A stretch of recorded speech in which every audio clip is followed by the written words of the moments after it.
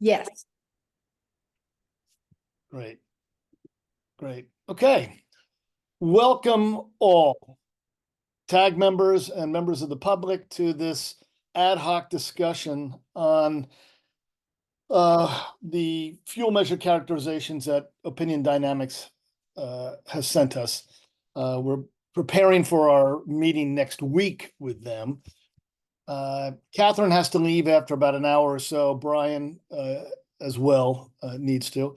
Let me begin by apologizing for the delay in getting the notice out. That was of no one's fault. There was some hiccup in the train there, the conduit, and that's I apologize for that.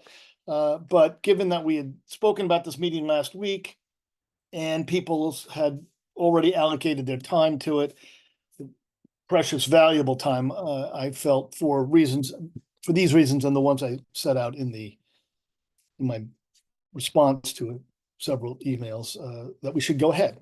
Again, we're not making decisions. We're here to discuss, identify issues, identify questions, and prepare for our meeting next week.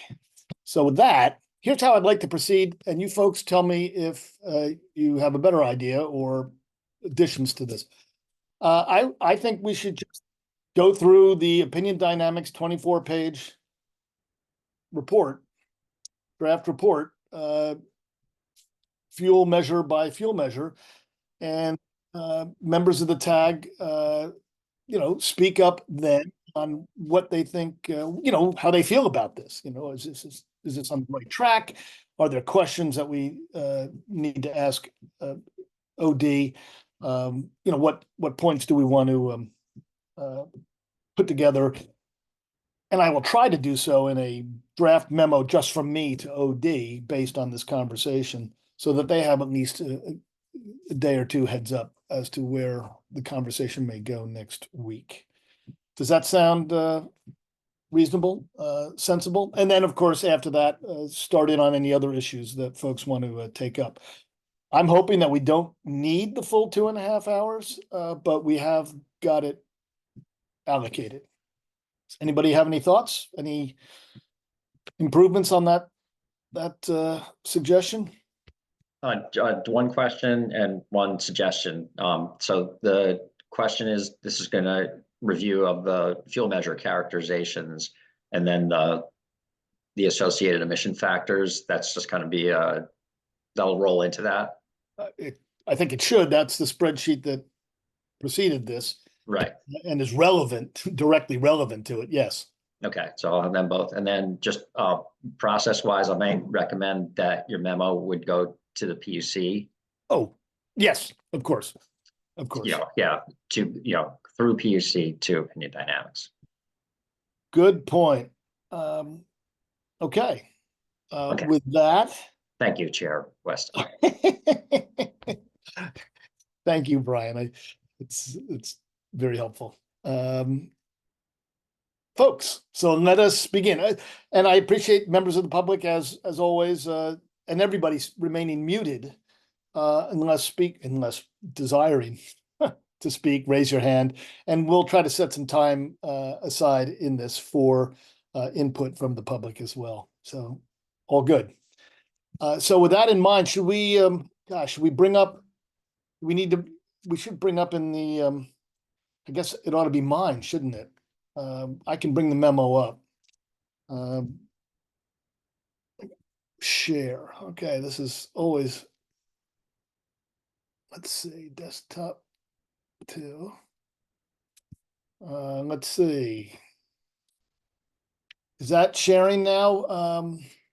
Or did I do that? Well, you're seeing my entire We're seeing your laptop. So yeah, if you can either make that full screen, or you can also select just that document if you want to unshare and try again. Let me try that again. I obviously, okay, now share has disappeared, so I need to stop sharing, right?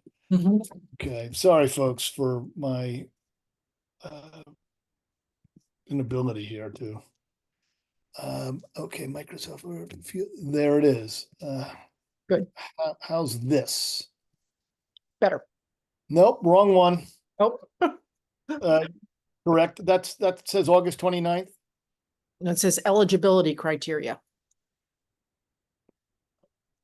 Really? This at is the wrong- the September 9th document, the Yeah. full characterizations, not the earlier memo. Okay, let me stop sharing. Well, you can see why we, Third time's the charm, Rick. yeah, no, I was gonna say, well, no wonder we didn't get the warning out in time. Look at my incompetence here. Fuel measure characterizations. This is the one. Okay. I think I got it. Okay, is that it? That's the same one again, the 9-9 draft. That's what we want, isn't it? That's the one we want. You were looking for the earlier August one. I think I began to review this. This is the newer one, and I actually had more comments. Like, this seemed pretty general, and the details of the methodology were more in the prior, the August 29th memo that Opinion Dynamics had shared with called Vermont CHS Life Cycle Emission Rate Schedule memo. So I have actually added some comments myself into that August 29th document. Okay. Not sure this one contains as much detail on the carbon intensity / emission rate assumptions, which I think are probably the core of what we want to get into, but I don't know. I haven't. Well, this is okay. Well, made it well, this as is the far point as- that Brian just made. So let me turn it back to the group. Should we start on the August 29th? Brian, your thoughts? I'm interested in what the group has to say. If Emily's marked up that, as you say, as you go through these fuel characterizations, it refers back to that memo, so we would be going back and forth. So it's kind of, I don't know if you want to try and cover them sequentially, or you want to kind of stay with the original plan to work through this document as the controlling document, and then back to the emission factors as we discuss each of the measures. But I'm really interested. Yeah. I just wanted to know if we were going to discuss both. The answer was yes. And now I'm interested in the group's feeling on what's the best way to do that. Right. What is the best way to do that? Floyd, Ken, Sam, Patrick?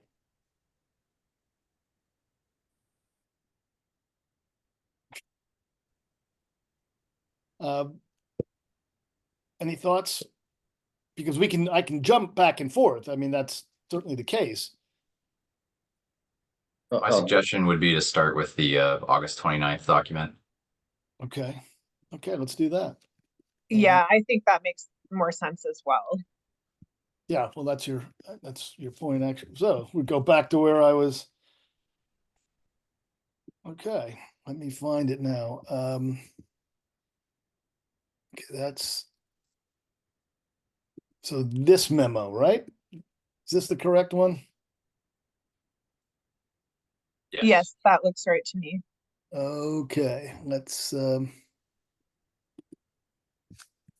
go to it. Geez, we can. And is the intent that we're only identifying questions for opinion dynamics at this point, or are we? At what point do we, like, if we reach a point where we have any specific direction where we think the tag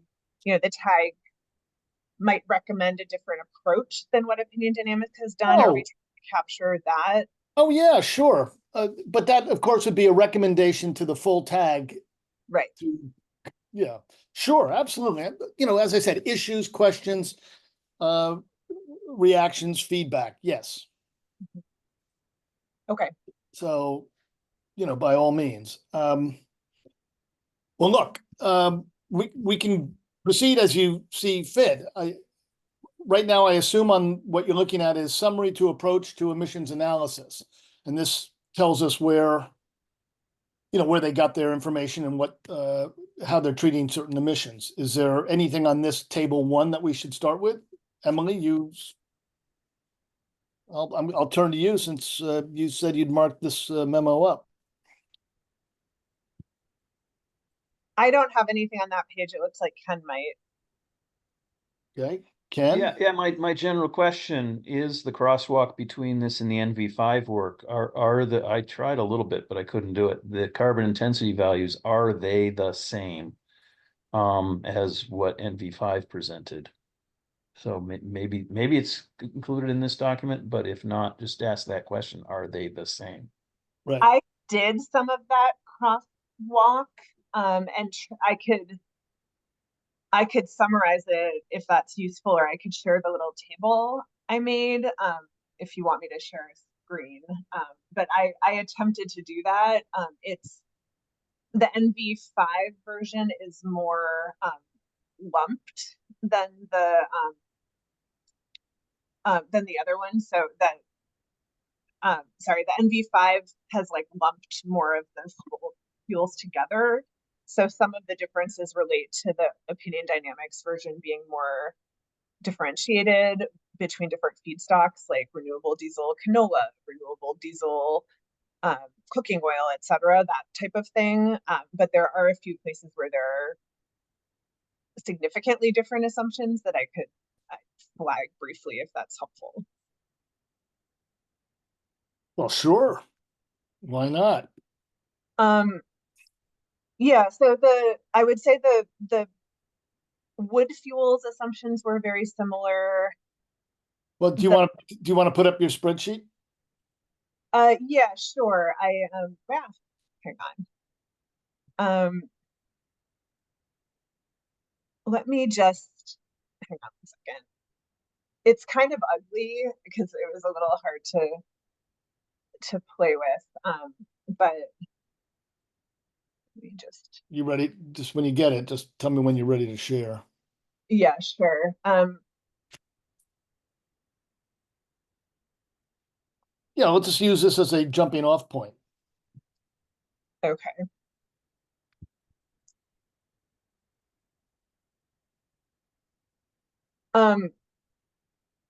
So this is, can you see that?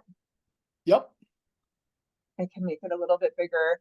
It's kind of ugly. I just tried to sort of manually pop things because they weren't in the same order. And like I said, things were lumped and split. But I highlighted in yellow numbers that seemed significantly different. Some of them, like the renewable diesel and the biodiesel, I think may relate to the way the opinion dynamics feedstocks for renewable fuels and biofuels are more differentiated, like I said, than what NV5 used.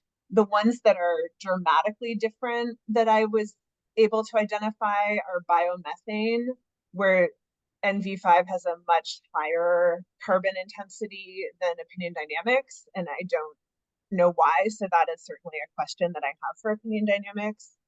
And then obviously, as we've been discussing, it came up at the last TAG meeting, the negative carbon intensities for biomethane, that those are very different, negative 365 for NV5 and -9 for, for biomethane from fats, oils, and grease for NV5 versus, 26 and 15.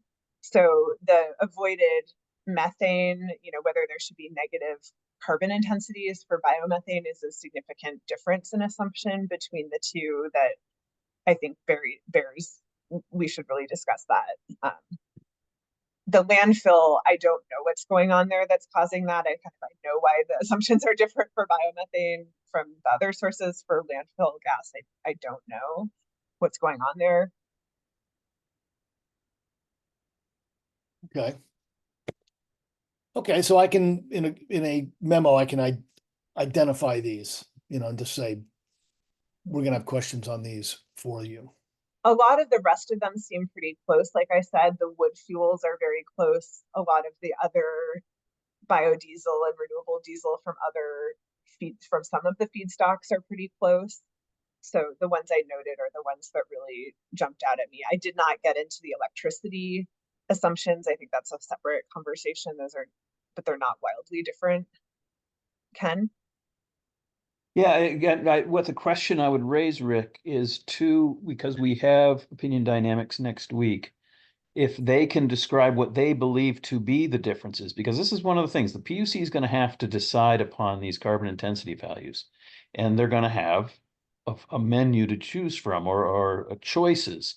And to the extent that I want to provide input, I need to know what the differences are. I mean, I see the numerical differences, but what is the basis for these numbers being significantly different? So that's the way I would pose the question to them.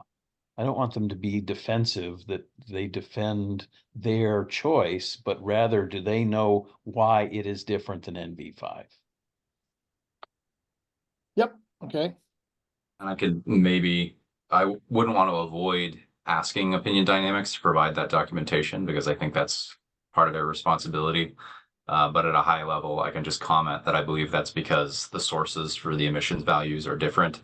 So NV5 largely used registered production pathways based on emissions values for the low carbon fuel standard program at the median of the emissions factors of those pathways. And it appears opinion dynamics is doing its own calculation using GREET to come to similar values. So that would be one source. And then, as Emily mentioned, the treatment of avoided methane crediting or non-crediting appears to be the big difference for the animal waste biomethane pathway.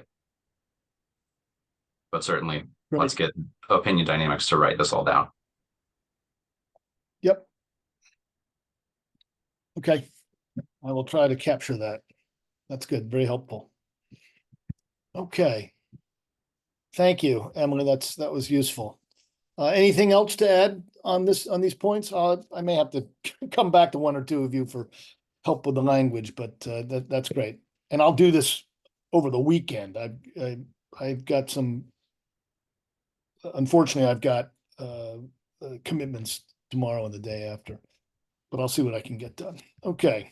I guess sort of while we're on this topic, I did want to note that the way the increasingly differentiated by feedstock way that opinion dynamics did it, as opposed to the more lumped way that NV5 did it, is the preferred approach, I think. And the legislation requires these fuel pathways that account for the specific feedstock. So I don't know if the tag wants to express that, but that is something I like about what opinion dynamics has done, and I would not want them to shift to an approach that was less differentiated. But I'll throw out what may be the countering argument. These numbers aren't just numbers. They have to be the basis on which the credits are established, which means that every fuel dealer, an obligated party that is seeking the credits has to have the information in order to establish the specific the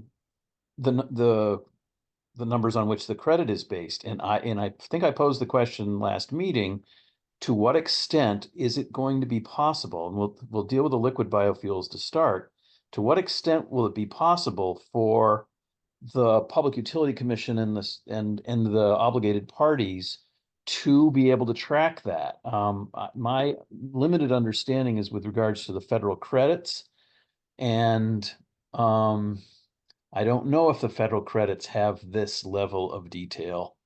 So maybe the answer is yes, in which case, fine, we can go with the more detail, but that is going to be really important. We can ask for any detail we want, but if they can't be used when it comes time to actually establish credit value, then we can't.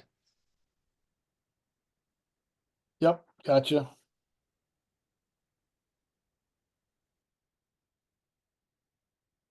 Okay. Okay. Great. Let's get back. If we were set there, we'll go back to the memo. So we have to go through my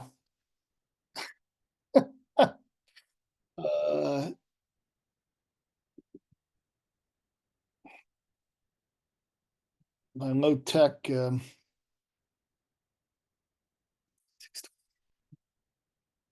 Okay, we're back to the memo. Here we are on page 2 of 8.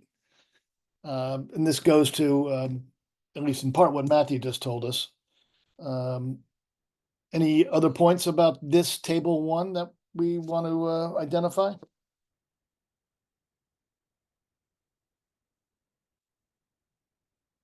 Okay.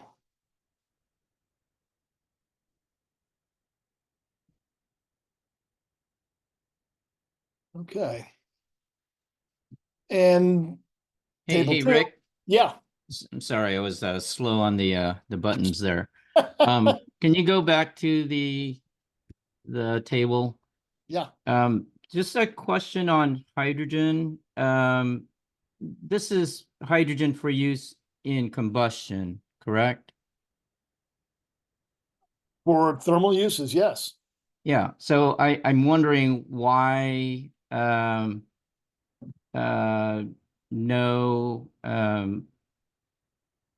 I guess N2, well, I don't know I'm not that familiar with the combustion byproducts of hydrogen, but if you're combusting it with air, which is presumably a nitrogen source, I'm wondering why, methane and N2O combustion emissions are accounted for in basically all the other fuels except for hydrogen.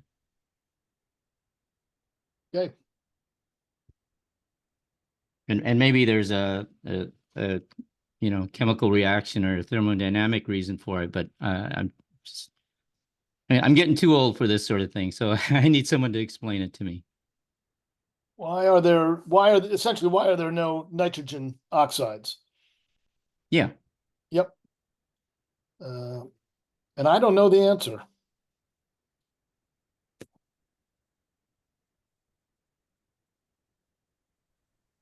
Rich, Okay. just a note, I would agree with that too. Thanks for pointing that out, Floyd.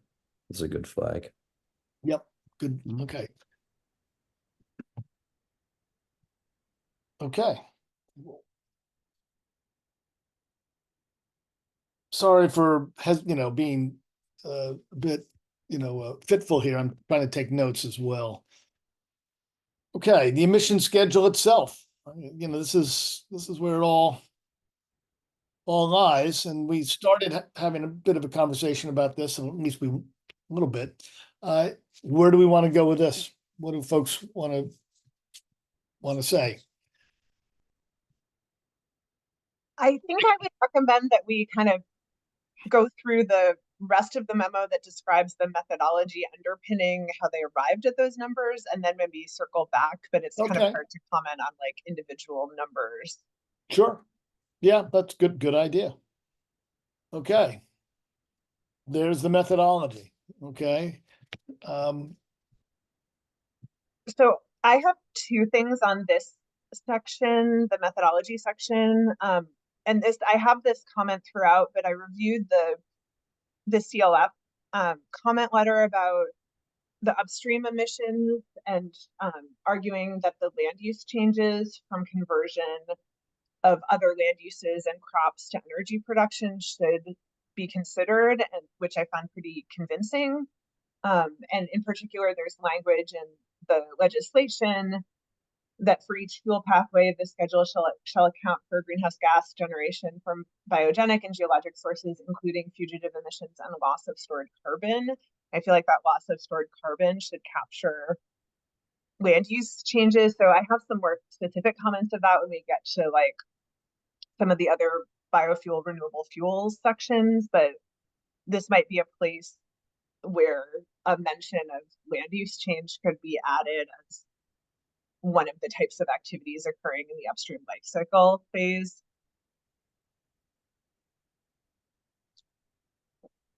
Okay.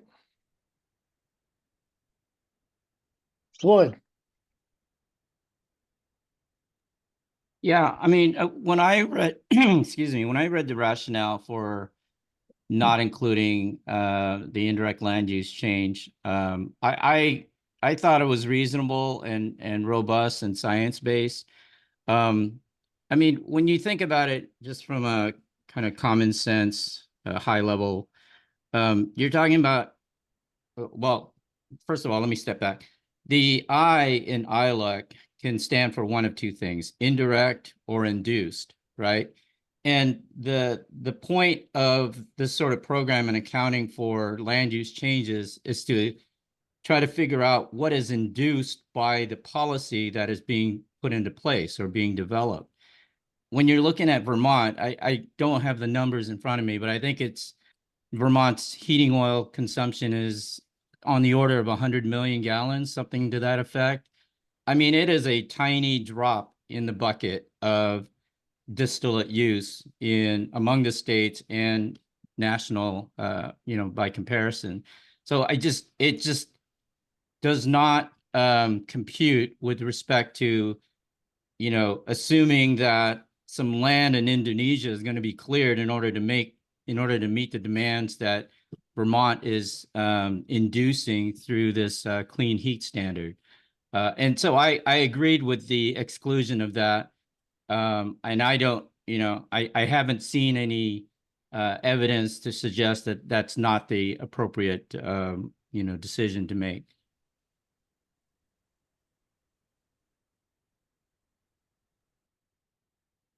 Thank you. Okay. So this will be a point of, this will be a point of debate amongst the tag. Ken?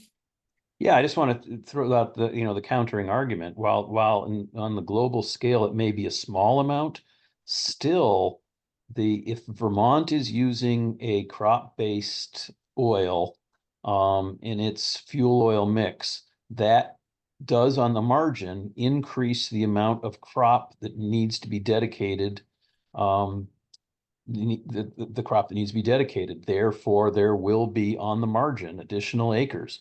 I think we're in an unusual situation now because Vermont's going to be competing with other states or with this national market for kind of an existing biodiesel and renewable diesel product. But at some point, and I'm kind of hopeful that other states sign on to something like clean heat standards, and there will be agricultural decisions, just as there was with corn when the ethanol requirement was increased. There will be agricultural decisions to grow more seed oils for the purpose of combustion. And so I just don't see how you can avoid it. To say that it's zero is quite simply wrong. I say the current market, because Vermont might be buying a renewable diesel product that otherwise would just be going to another state that doesn't have a requirement. But that's a weird interim point. Ultimately, we are going to influence agricultural decisions, and I think we need to be upfront about that. Can I respond to that? Sure. Yeah. Rick? Yeah. So, Ken, thanks. I appreciate that point. I guess my response would be, and we've made this point in other venues, the biofuel volumes, and I'll speak just to biodiesel and renewable diesel, is driven predominantly by the federal policies, the renewable fuel standards, the various tax incentives and things like that. So those volumes are being made, and they're being, to the extent they're derived from soybean and canola, they are being produced, those feedstocks are being produced from land that was already in production as of 2007. That's a requirement under the federal RFS rule. And so that volume is going to be out there. The policies that the states put in place simply direct where those volumes are going. This low CI volume goes there, this other one goes there, and so forth. The overall volume is going to be driven at the federal level. And I mean, just frankly, whatever Vermont does, it's not going to change that overall pie, right? You may change where the slice goes, but the overall size of the pie is driven at the federal policy level. So I don't, I mean, you could try to do a modeling of that, but ILUC modeling itself is highly uncertain and depends on, what sort of inputs that you put in there. But as I noted in an earlier TAG meeting, the indirect land use change has been dramatically, trending downward from the very get-go of the low carbon fuel standard program. there were estimates of soybean biodiesel in the 300 range, right? 300 grams per megajoule. That's compared to 100 for petroleum diesel. And in the span of about a decade, that's gone down. The latest work from Purdue is, below 10. So you can see that that's like a 95% plus decrease in the indirect land use change estimate. And that's with a shock value that's 4 times greater than what California initially estimated or used for their modeling input. So I guess my point is, it's almost like a exercise in futility to try to quantify the indirect land use change of a tiny shock that Vermont, establishing a program relative to the entire federal policy and how that's driving the volumes. And even if you could quantify that, those volumes are going to be coming from land that's already in production. It's not changing. You're not deforesting lands in the U.S. and the Midwest and Canada, that sort of thing. So I get what you're saying from a theoretical standpoint.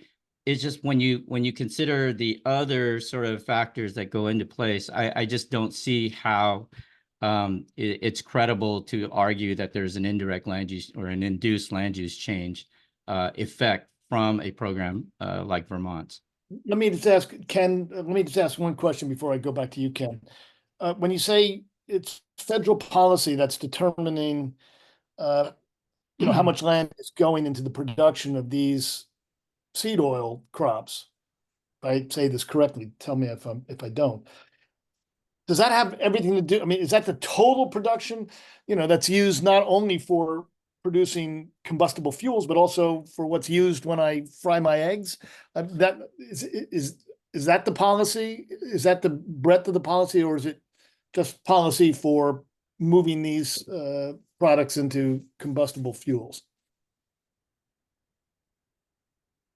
I think it's more the latter than the former. I'm not sure I quite tracked what you were saying, but I mean, you were saying you were saying that there's, in a sense, what I thought I heard you say was there's a finite amount of land being used to produce these crops, and it's only a question of where they go, okay, where the products go, right, okay, but which actually makes me think that from a national perspective, the clean heat standard in Vermont's going to have no impact, but that's a different with respect to those fuels, but that's a different issue. Anyway, Ken.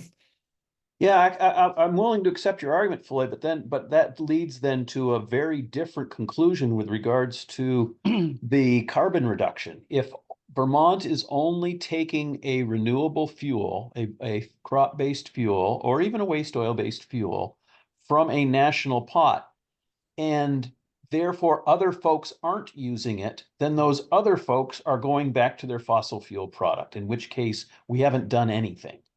And I think there's going to be similar issues with some of the renewable gas discussions, only if you can prove, and this is of course impossible, but that's why we always stick to the margins. If you prove that Vermont's investment leads to a new project generating a renewable natural gas product, only in those cases should we claim credit. And that, as I say, that's going to be really hard. And in this case, same thing. If we're saying, oh, it doesn't actually influence the production of a renewable diesel product, okay, then it has zero impact. And I'm not comfortable with that, because I do want Vermont to participate in the market in such a way that ultimately does lead to the appropriate use of agricultural products for thermal. And I understand the existence of the federal credit, and you're right, that is driving the market. But as I say, if we accept that argument entirely, then there is zero positive impact, and probably negative, because of the upstream costs of making the renewable product. Or no, forget that. No, it's just zero, because all we're doing is replacing is we'll take the renewable product, somebody else has to purchase the fossil product. That And I don't was, think we want to go there. right. Well, that was certainly the I- thought that occurred to me. I don't think that's what I was saying. What I was saying was the volume of Vermont's market is so low that it's very difficult to imagine meeting that volume as inducing land use change in other countries that would result in deforestation and all these other kind of parade of horribles, typically associated with that sort of ILUC concern. I didn't say anything about not inducing additional production from. I mean, the U.S. production has been steadily increasing, incented by programs like the low carbon fuel standard. So Midwest farmers are increasing yields per acre, per existing acre. And those are the sort of innovations you want to see from programs like that and programs like the clean heat standard. So I want to make sure my words are not being mischaracterized here. I was simply pointing at the inducement of land use change from a volume as small as Vermont. Thanks, Floyd. That's helpful. Patrick.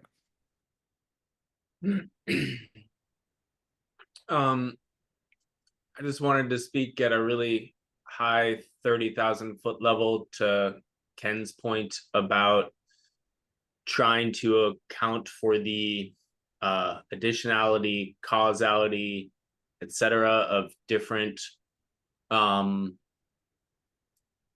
clean heat measures.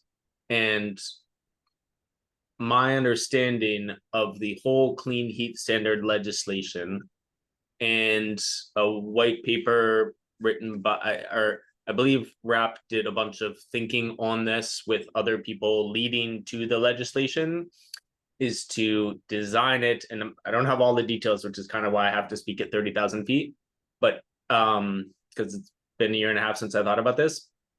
But is that the whole program, the whole legislation was designed to not consider additionality on purpose, and to not consider that additionality that Ken was thinking about on purpose. If we had to do that for individual fuels, we would also have to do it for other clean heat measures like energy efficiency and heat pumps.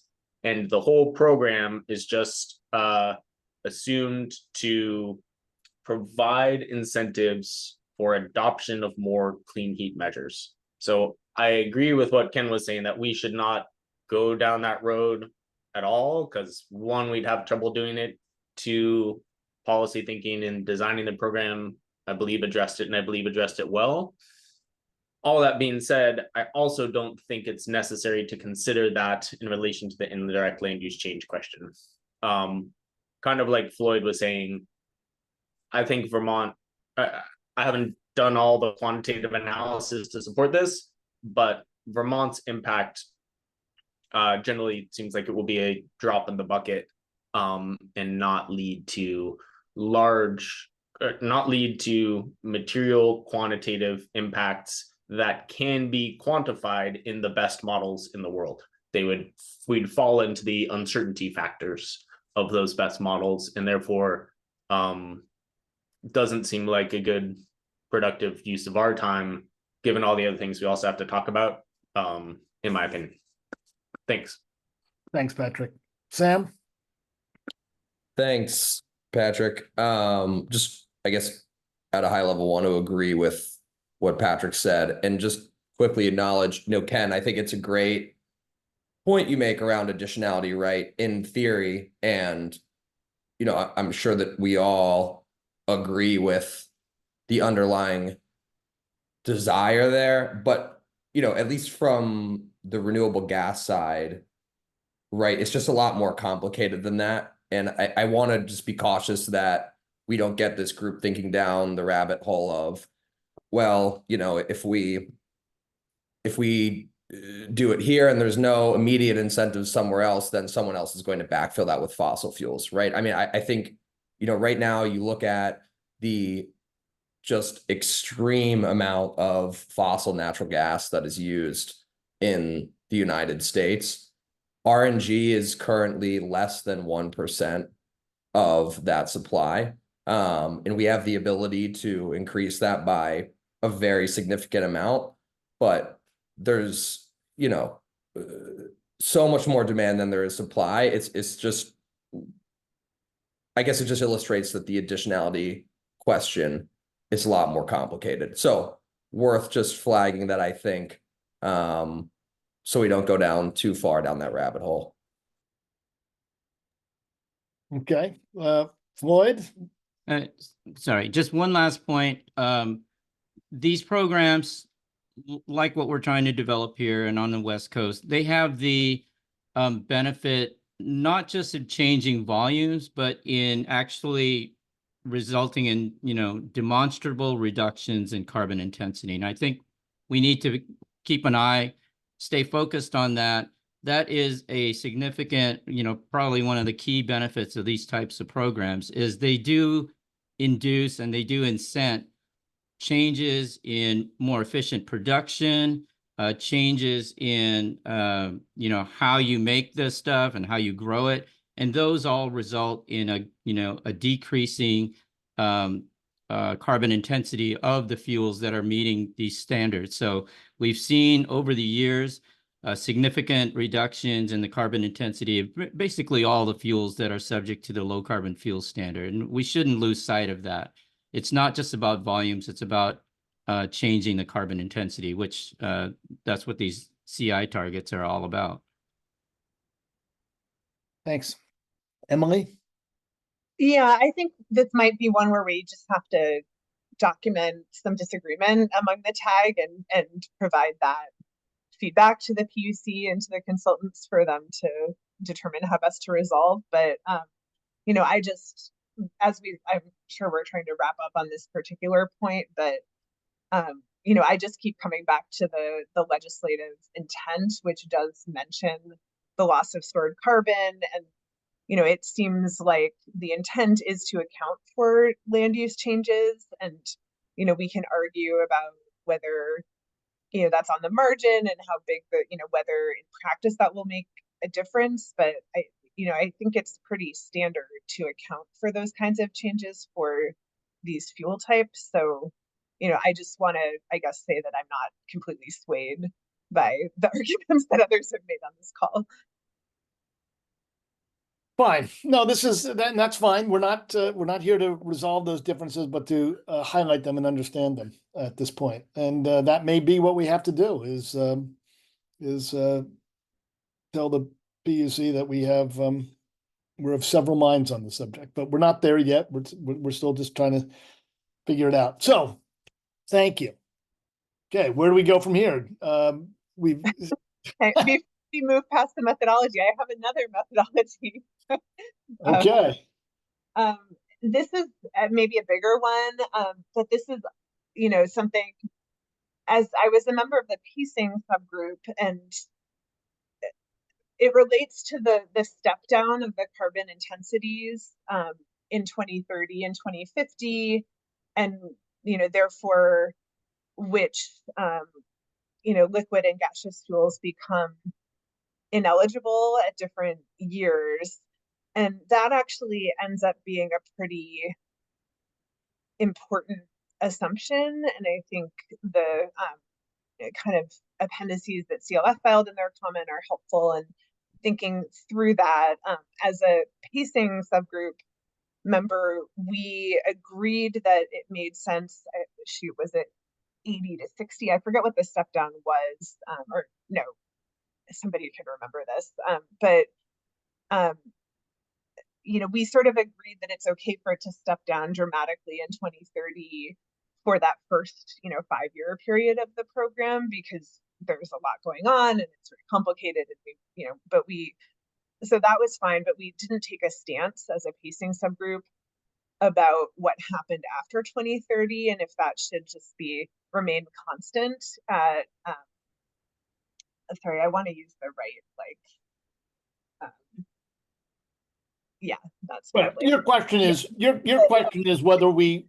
Yeah, so if it should remain constant at 60 is the cutoff from 2030 to 2049, and then 20 is suddenly the cutoff in 2050, versus if those should step down over time in some gradual method. And I've since been kind of digging into this more and seeing in the legislation this requirement that the PUC establish and publish the rate at which carbon intensity values shall decrease annually for liquid and gaseous clean heat measures. So this is not a position the TAG has taken a position on yet, but I think it should be mentioned. So I think my comment here is that at minimum, the memo should explain the assumption being used around that, because it is a pretty impactful assumption in terms of how the fuels may drop out of eligibility between 2030 and 2050. And I also think, maybe outside of the context of this memo, the TAG should have a conversation about whether we think that step-down approach that Opinion Dynamics has used is appropriate versus a gradual decline method, because we have not yet taken a position on that issue. Yep, got it. Yeah, let's have the conversation. Let's see why Opinion Dynamics took that stance, and then we'll talk about it. Yep. Okay. Next. Anything else with methodology?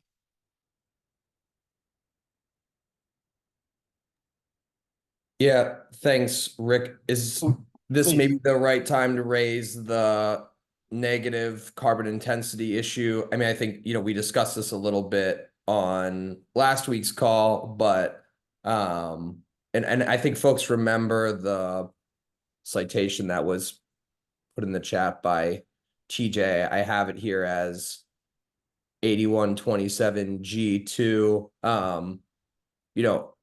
I think there's a pretty clear case to be made that based on that text, negative carbon intensity should be included. I'd like to understand why they weren't included, excuse me, in the most recent set of numbers from OD, and would propose that they, move forward with a new set of numbers that includes avoided methane.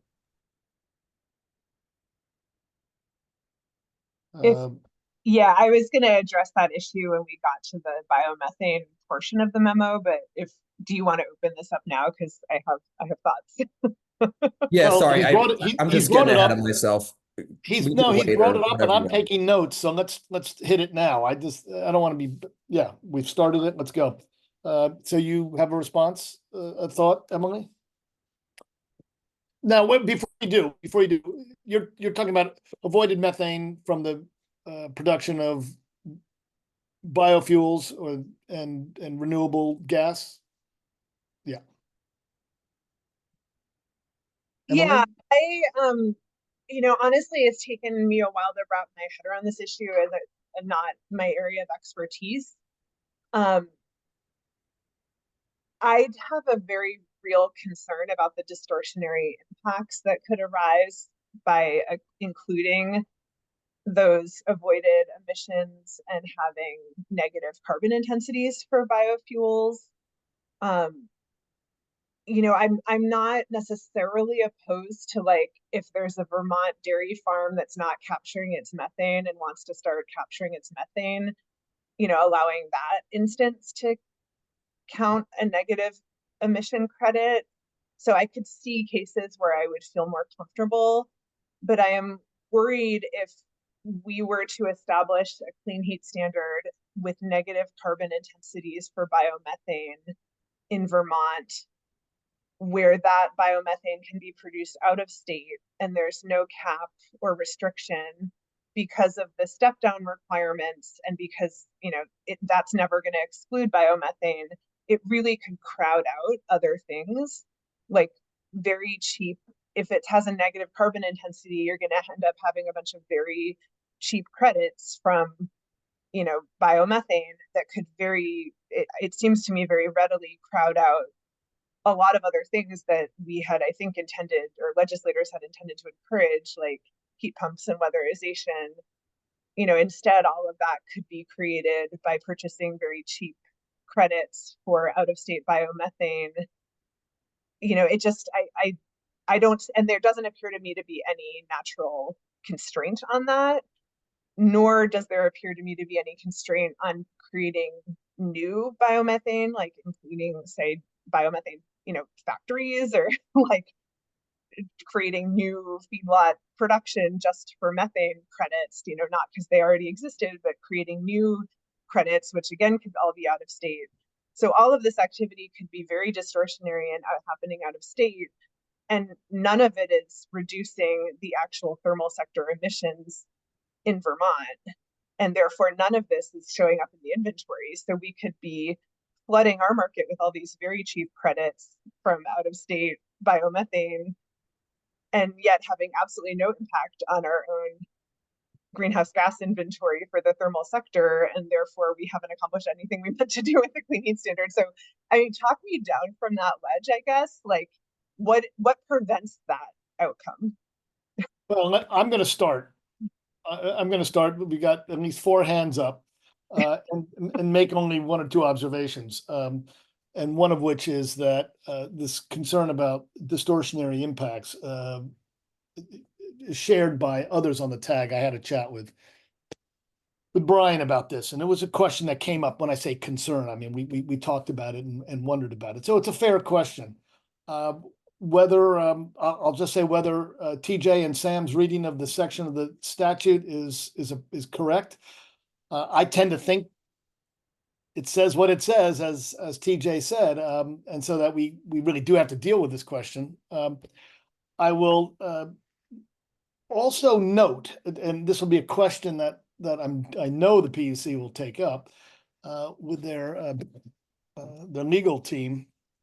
There may the implication of your suggestion that, hey, it's okay with Vermont farms because that's in Vermont and it's part of our inventory, but it's not okay with stuff that comes in from out of state. I mean, the differentiation between the two actually creates a constitutional problem, but that would be something that the PUC would take up. But those are just my thoughts. You've raised, important questions, Emily. So I'll turn it to Ken.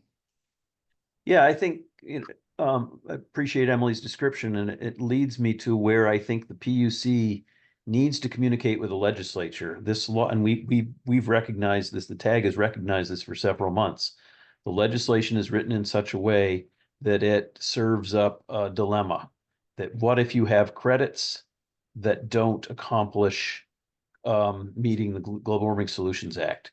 And as I say, I think the conclusion is that the legislature needs to be engaged in this discussion, because you get all these credits, and maybe it means the value of a credit that doesn't have an impact on the Vermont inventory is less. Well, that's odd, but again, I think it's the legislature, and the PUC needs to communicate very clearly, because you're right. If we carry the renewable gas topic to a very significant endpoint, then a lot of credits are going to be generated, and they won't get us to the Global Warming Solutions Act goal, which is a requirement of the Clean Heat Standard. I don't think we have a resolution to that. So that's my recommendation. So the PUC needs to flag this to the legislature. And as we know, there's other topics where this is going to arise as well, where the difference between carbon intensity values on the life cycle analysis is different than in the inventory approach. We can't solve that, my opinion. Before I go to Sam, let me just say this is making me think. The way this conversation is going, I will do what I think will be useful here is for me to put together a memo that goes to the PUC on questions that we want opinion dynamics to take up. But I will segregate from that and create for our own internal purposes, notes on what folks are saying about issues that go way beyond what opinion dynamics has been tasked to deal with. Because this is going to frame, ultimately, in one way or another, a statement that we will make to the PUC on the myriad issues that you're raising. So I'll try to do that and start moving us down a path where we have, words to work with. Let me just say, Dylan, we may come back to you. Let me just think about when we're going to get to public comment, but let me turn to Sam first. Thanks, Rick. And first, to Emily, Rick, and Ken, I think those are very well articulated points around what I think are legitimate concerns on these issues, and that we think a lot about in our industry, right, as we're trying to solve these issues. I've said this in our conversations before, but I think it's important to stay anchored in the fact that methane is an outsized climate impact, right? And when we're looking at these methane capture technologies, it is established that this is an outsized way to reduce emissions in the near term, right? And that's what we're trying to do when we include avoided emissions. We're trying to say, okay, here's an opportunity to avoid these emissions that are part of the supply chain of RNG, just like other life cycle emissions are part of the supply chain of all fuels, right? I'm talking mainly about processing and transport. And so, we think it makes sense to count that, right? Like if we care about the environment more broadly than just Vermont, which I think we all do, and including the farms in Vermont, then we need to include that.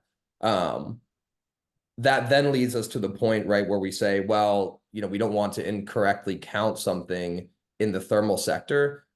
I don't think we're doing that here. And if what I'm about to say is incorrect, someone please correct me. But, when we're designing this declining CI target, and the CI target is based on estimates of life cycle emissions for fuels, that target should account for the expected life cycle emissions of fuels versus the combustion emissions.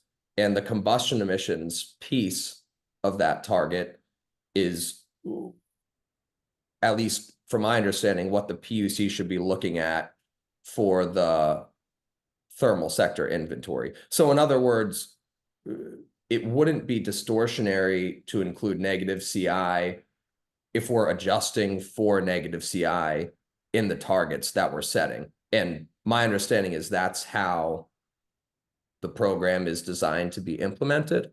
So maybe we can continue conversation on that. I mean, I think it's been brought up a number of times, but maybe still hasn't received enough discussion because it's a sort of a complicated point. And just finally on the distortionary effects, right? I mean, we're talking about capturing methane from farms here. These farms are not increasing their sizes based on gas production. Their economics rely on milk production. And I know, Patrick, maybe you have additional information on that, not to put you on the spot, but I'm sure that you have opinions on that. But we've seen studies and experts out of California where this has the largest impact, right?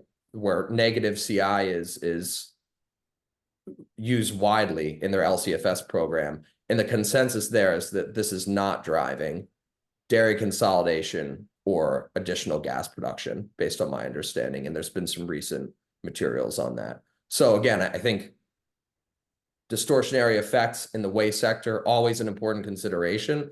I don't think that's the reality here. And maybe at a higher level, I don't think we need to worry about distortionary effects in the waste sector until we've fixed the methane emissions in the waste sector.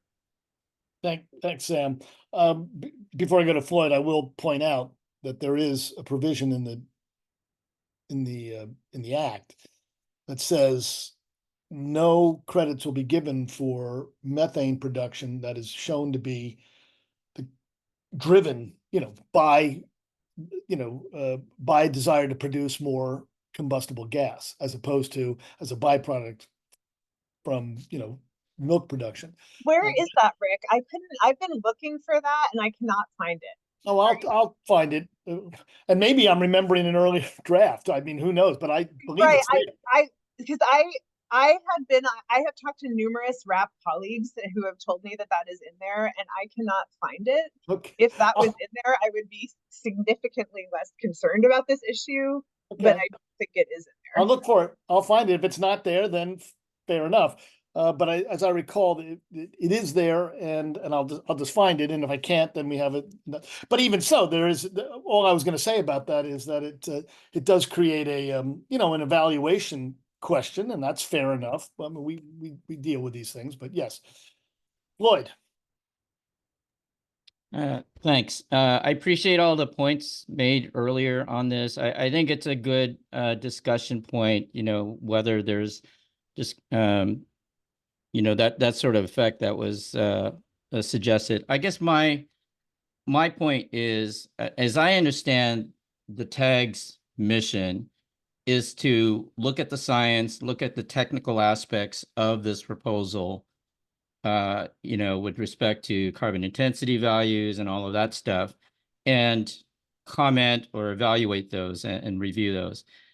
To me, the distortionary effects concern, to the extent that that's, a tangible effect, I don't know if it is or not. That's a policy concern, or that's a policy decision as far as I'm concerned. In my mind, what we should focus on are the CI scores that, NV5 and Opinion Dynamics put out there, are those based in sound science, and are they relying on currently available data? That to me simplifies things, right? We don't need to worry about distortionary effects. That's a separate conversation. It's an important conversation to have, but it should not be conflated with validating the science behind, these critical inputs like CI scores. Those are things that there's been a lot of work done by the national labs, other folks. And just to simplify things, it's a matter of identifying the correct system boundary and then quantifying all of the different carbon and GHG generating activities within that system boundary, right? It's not much more complicated than that. What happens outside of the system boundary, I think, is an important conversation to have, but we shouldn't be, changing CI scores or influencing CI scores on the notion that it may have distortionary effects. I don't think that's a valid mission of the tag. I mean, we may have differences of opinion there, but to me, the tag, at its core is about the technical and science part of the basis of this proposal. Thanks, Floyd. You would say though that the PUC could make such decisions.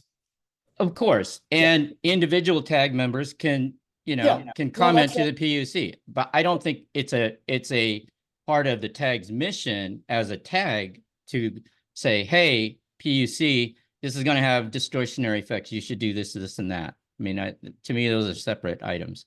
I hear you, Floyd. I personally don't have a problem though with the tag saying something to the effect of, we want to alert here's what we think about the science. There may be market distortionary impacts as a consequence of this. That's your problem. Yeah, exactly. I mean, I think to the extent we go there, that, that would be something that we might be able to do as a group. Right. Okay. Matthew, and then Patrick. Yeah, I thought I could maybe help a little bit by just rereading the part of the baseline scenario for renewable fuels from the Act. So in determining the baseline of emissions rates for clean fuels, emissions baseline shall fully account for methane emissions reductions or captures already occurring or expected to occur for each fuel pathway as a result of existing requirements. So I think that prevents the farming methane for credits scenario. But what it doesn't do is resolve the significantly negative CI aspect of NV5's value for methane, where if you're just placing a CI of 100, we'll just use 100 for simplicity's sake, the inventory impact of displacing 100 CI natural gas is only going to be 100. But if you're getting credits for effectively minus 400, that's where your distortion comes in. And if a significant portion of credits are generated as a result of that difference, it was mentioned that, you know, we may just have to increase the credit requirements to account for that, or some other policy mechanism has to come in to fix it. I do think it's part of the TAG's responsibility in advising both on pacing, because we have to hit the GWSA target, which would just be based on the avoided fossil consumption, and the amount of credits and the incentives that the market creates by valuing those credits. So without some other valuation mechanism for credits of particular categories, that distortion is going to be an issue. Let's see. This is quite a good conversation. I have some notes that may or may not be helpful here in addition. Let me collect myself. I've scrolled to the wrong page. Somebody else can Okay, take the floor. Patrick, we'll come back to you, Matthew. Patrick? Yeah, just really appreciate all the good, thoughtful discussion and perspectives. Thank you. Would like to echo lots of things like Rick, your comment about interstate commerce issues, that stalled the LCFS entire program for several years. So that is definitely something the PUC should be cognizant of. Totally agree with Floyd that in as far as life cycle assessments are concerned, our job as a TAG, I think, is to focus on the science. And when focusing on the science and focusing on this section of the legislation, it seems quite clear that we should include that OD should include avoided methane crediting in their analysis. And yes, agree also that the potential for distortionary effects is a policy question unrelated to determining the carbon intensity for biomethane, that should be considered separately. And I'm not an expert on that question, although I know the concern is out there. In terms of NV5's assumption about negative 365 CI, I haven't gotten to look at all of their methodology yet, but I think they basically took an average of the CI scores in the LCFS program and looked at some probabilities of that. I think a fundamental flaw of doing that when applied to Vermont is that lots of the projects producing LCFS credits for the California program are located in warm climates. And Vermont is not, but even many of the states, other states that might potentially supply RNG from outside of Vermont are also probably not in the warm parts of the country. And in general, in warm climates, you have more methane in anaerobic manure storage. So a representative CI for Vermont would probably be not as low. In addition, Emily, a clarifying question for you is you referred to, when you're talking about distortionary effects, you referred to flooding the market with cheap credits. And I just would love some elaboration on the connection between cheap credits there. I didn't quite understand and follow that. So that would just help me with the discussion. In terms of trends of consolidation in the dairy industry, first of all, there are very few, if any, beef feedlots in the entire country producing biogas, because they don't, and if they were, they would not have a low CI because generally beef production has very little baseline methane. In the dairy industry, I can send around a USDA paper showing consolidation in the dairy industry goes back decades long, and I think not just based on the USDA paper, widely known consolidation in the US dairy industry goes back many decades due to many other factors, primarily milk pricing. There may be correlation, but not causation between these programs. Causation is not correlation.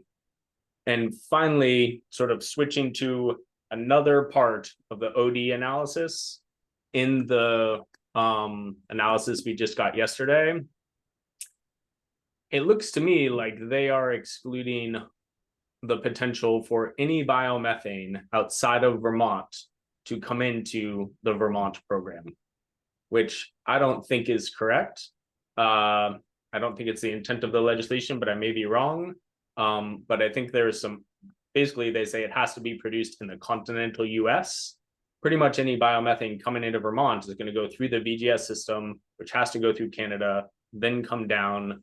Therefore, it would all be excluded in their analysis. So I definitely think there are some other aspects of the biomethane discussion, that just being one of them in the OD analysis that we should talk about. Before, just remind me, the first sentence in this part of your discussion, OD is assuming that no biomethane is coming in from out of the country or out of Vermont?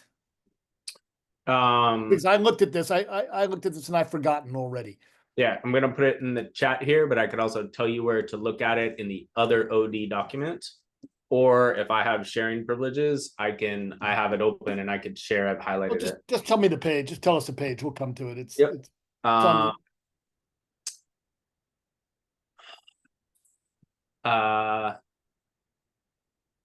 It's on page 6 of the fuel measure characterizations dated yesterday.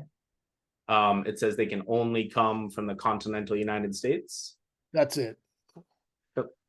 And again, just since I'm doing this, I think there's another thing, like it seems to eliminate the potential for trucking of RNG to end users. Not sure that's exactly what they meant, but it's a little vague there. Not that that's something people are going to do a lot of, but something specific people might want to do. Right. A couple other issues there. Like I've asked this many times and still don't have an answer why biomethane used to produce electricity is excluded. Yeah, so, but we can come to those. They're on page 6 and 7. Thank you very much. Let's see, before I go to Matthew and then to Sam, after this, I want to, because we spent a lot of time on this and a lot of issues here, I am going to take a short break for public comment on the conversation so far. And then we'll continue. Matthew.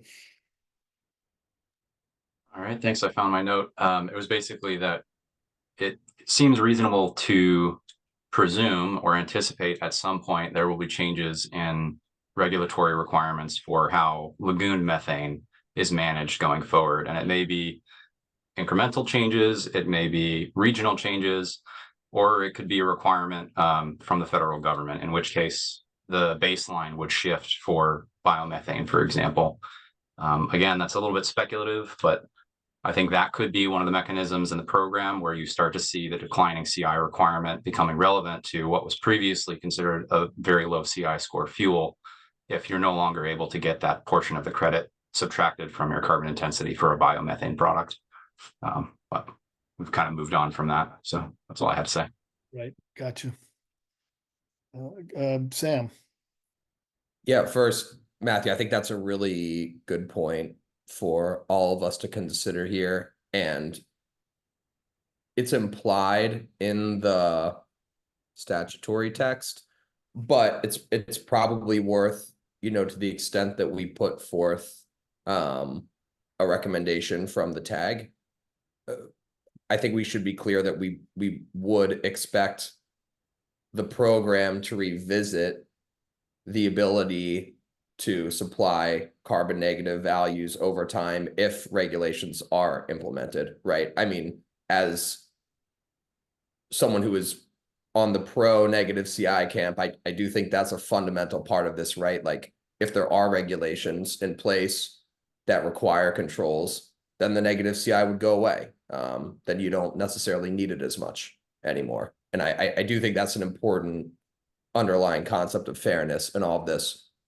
I was going to bring up, so thanks for bringing that up, Matthew. Definitely not past that in the conversation yet. Couple other points that I want to bring up for folks. So I know that, we mentioned there's a pretty highly negative CI value for the NV5 stuff and they may have taken it as an average of the CARB data. And if my memory serves me correctly, I may have even said that that was an appropriate way to do it, and it probably is.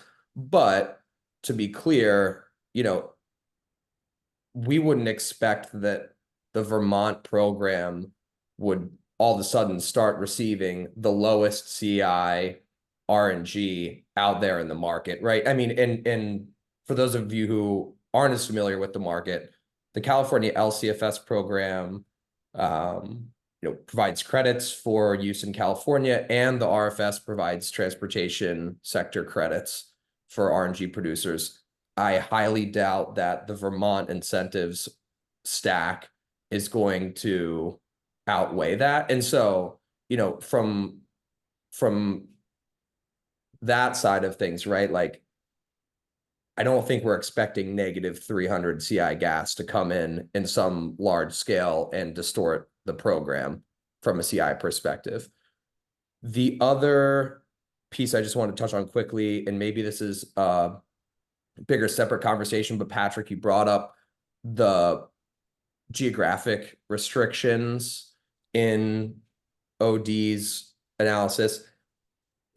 This gets into a whole other conversation around procurement and how renewable gas is procured through the pipeline.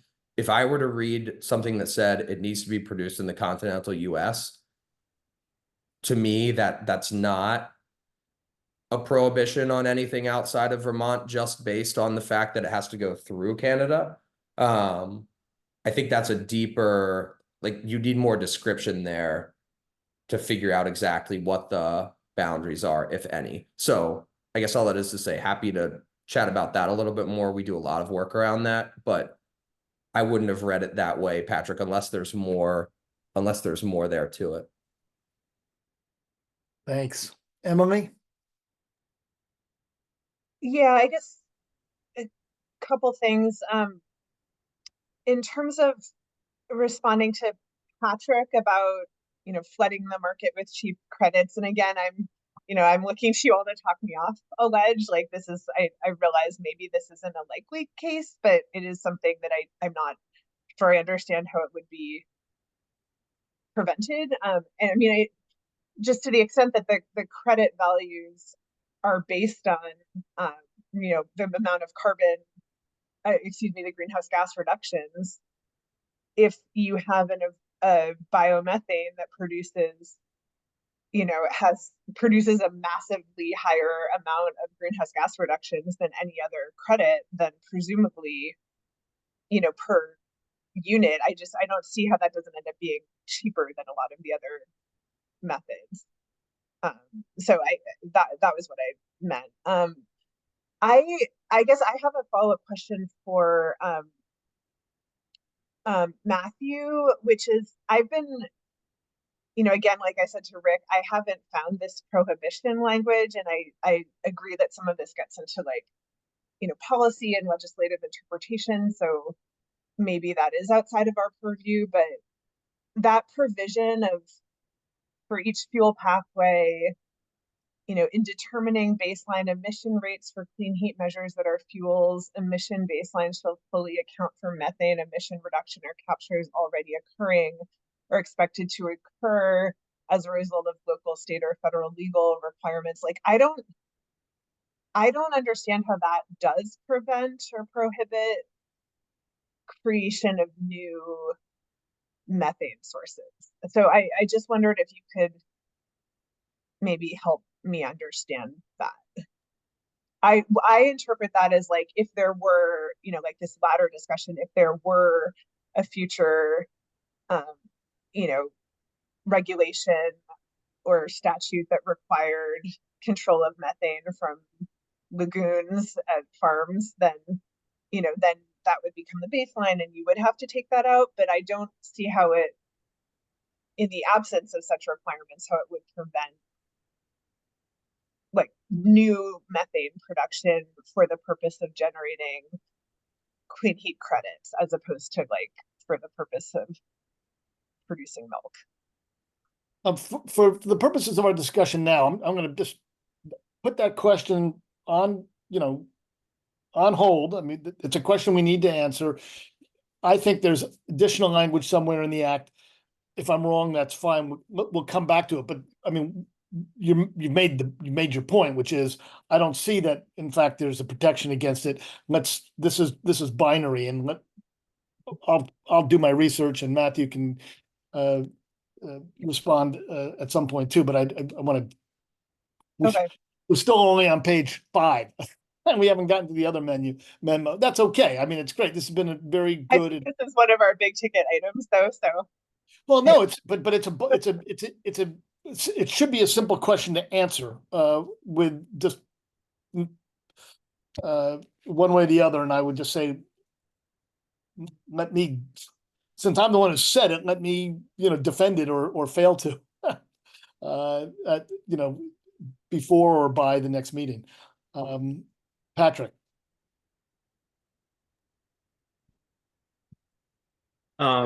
Such a good discussion. I'm trying to keep all my notes organized here so I can respond to everything. So, but I may miss something. I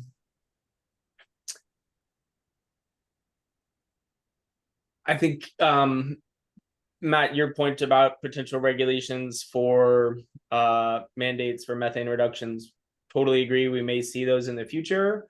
That said, when I read the piece of the legislation that we keep coming back to, it says, well, first is, yes, totally agree, we may see those in the future, but since we don't have those now, I don't think it would be, I don't think we should be making any decisions on anything about what might come in the future. So now we should be accounting for avoided methane. 2, the regulation has provisions in it, and I can't cite them right off, but I'm sure there will be updates over time. So obviously things could be changed.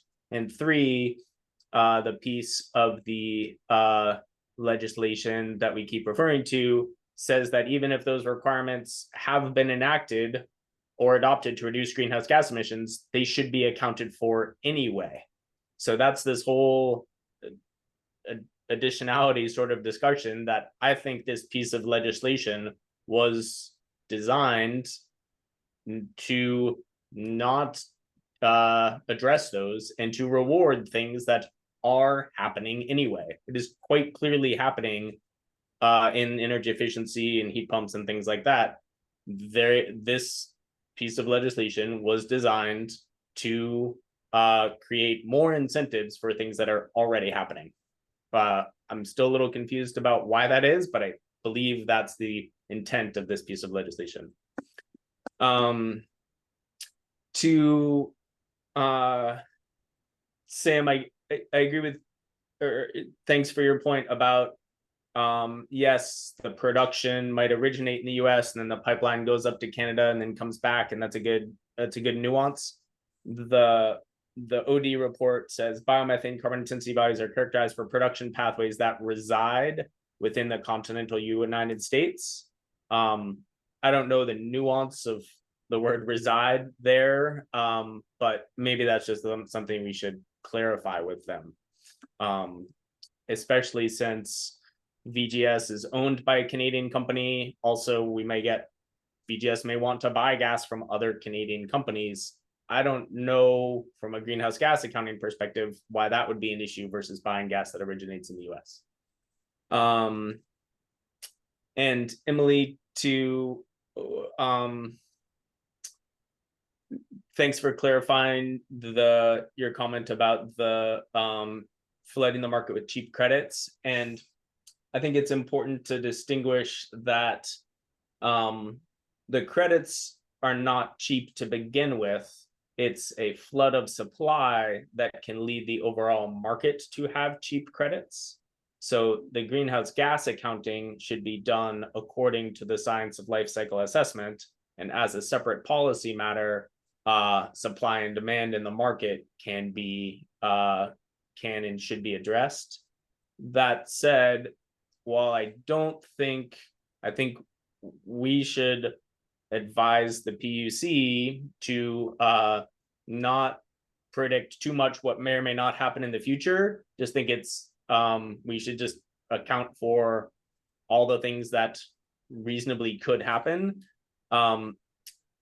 My expectation, knowing what I do about the markets of RNG, and in particular dairy RNG, is that I don't expect large volumes of RNG to be directed to Vermont for consumption here in the clean heat standard. There are so many other programs in so many other states that are much more well established than this, along with voluntary market demand for the RNG. And we are a small state with a relatively small impact on all of these markets, that unless the price gets determined to be somehow crazy high, like hundreds of dollars a ton, which would create lots of issues, I don't expect there to be a large demand for large volumes of RNG to come to Vermont. Thanks. Thanks, Patrick. Emily, section 8127H is where the prohibition against methane farms resides. Floyd.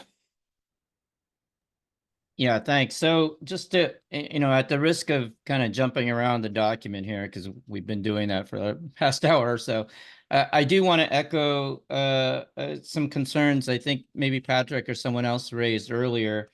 With respect to eligibility criteria for both biodiesel and renewable diesel, the concerns I would raise with OD is the statement that finished biofuel or feedstocks used in production of biodiesel that are imported from outside the continental US are not eligible for this measure.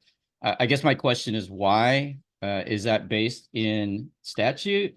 And reason being, one of the reasons being is if you take canola, for example, just kind of a fun fact, the can in canola stands for Canada.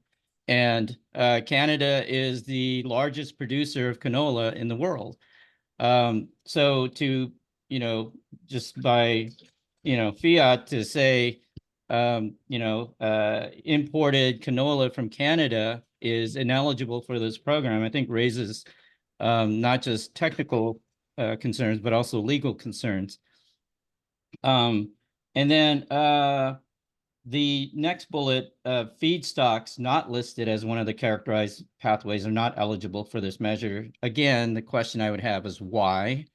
And the reason being is there's because of programs like the LCFS and hopefully, programs like Clean Heat Standard, they send out a market signal and people innovate and they do creative things. And one of those creative things is to look at using cover crops between main crops to generate, the lipids that are necessary for producing biodiesel and renewable diesel. Those are not listed in this table of pathways. Why would you disincentivize or prohibit that sort of development and innovation? That's a very exciting, agricultural development. There's no, you're taking advantage of land that is otherwise in between main crops. And so it's a win-win all around. Why would you do that? There's also been work for many years on developing lipids from algae, other sort of feedstocks. Not that I'm rah-rahing those things, but to me, I just have a conceptual issue with prohibiting things that may be innovative, may be coming down the road, and why rely only on what you list on the paper? Let's see. And then the third one was I think someone raised the question of a fuel that's used for electric generation. I have a similar question with respect to biodiesel and renewable diesel. If that electric generation is used to heat up a house, why would you not include that? So that's it for me at this point. Great. Thank you. Thank you very much. Okay, look. Yeah, we have been jumping around quite a bit. That's been good. This has been a very helpful conversation, certainly for me in any case. We've been at it for an hour and a half. I would like to give, this seems like an appropriate time to hear from members of the public who may have, and there goes Dylan, who may have some thoughts on some of the things we've just talked about. So I'll take a few minutes for this, and then we'll get back to our work. Dylan. Yeah, thank you. Hello, I hope you can hear me. I've been having some audio issues on my new computer, but wanted to just note a couple things. The first is that I'm very pleased that today we have a third-party expert that we've consulted with a bid as we've tried to understand market-based thermal energy policies, and that's Dr. Tristan Brown, who's here today and may want to offer some comments that could enrich this conversation and provide some context generally. We have not yet really gotten into the document dated September 9th. However, we do have a variety of comments on the sections that relate both to green hydrogen and then also RNG. But given that we have a lot of folks here and a lot of thoughts, I'll just share that I do want to echo a few of the things that we've heard on the September 9th draft. The proposed geographic limitations for renewable natural gas, biomethane, are really unreasonable. It just seems like a very arbitrary standard. In fact, we, of course, are interconnected, the Vermont gas system, through the Trans-Canadian system, and there are projects in Canada available for RNG. So I would recommend that if you're going to put some sort of a geographic limitation on this, perhaps North America is more appropriate to reflect that, because the current standard, this eligibility requirement, would mean we could get gas from all the way over in California, but not just north of us in Quebec, which is a very real possibility. And in fact, something that we already have looked at through contracts. I also just want to note in general about the eligibility standards. I do recognize that there's a role for measure characterization spelled out in statute, and the consultant is tasked with doing that. But determining eligibility here, I'll echo something that Floyd Vergara just said. To arbitrarily close the door on feedstocks seems odd, particularly with evolving technologies. And it just seems that perhaps instead of shutting the door on them and saying they're not eligible measures, it would seem that it might be more appropriate to say that future measures are subject to verification or something in that regard. I'll also just say that delivery method was identified earlier. I'm not sure why it's necessary for biomethane delivery to be prescribed in terms of eligibility here. You know, it seems like an overstep to say that it's got to be gas infrastructure that exists, and there might be thermal end uses by means other than pipelines. There's plenty of other examples here. We might submit some written comments to make sure we're comprehensive. You're short on time, so I'll leave it there for now, but thank you very much for the opportunity to comment. Thanks, Dylan. I recommend that VGS do file such comments. It's the best way to be heard by the PUC and for us as well to consider them. Ms. Dexter Cooper.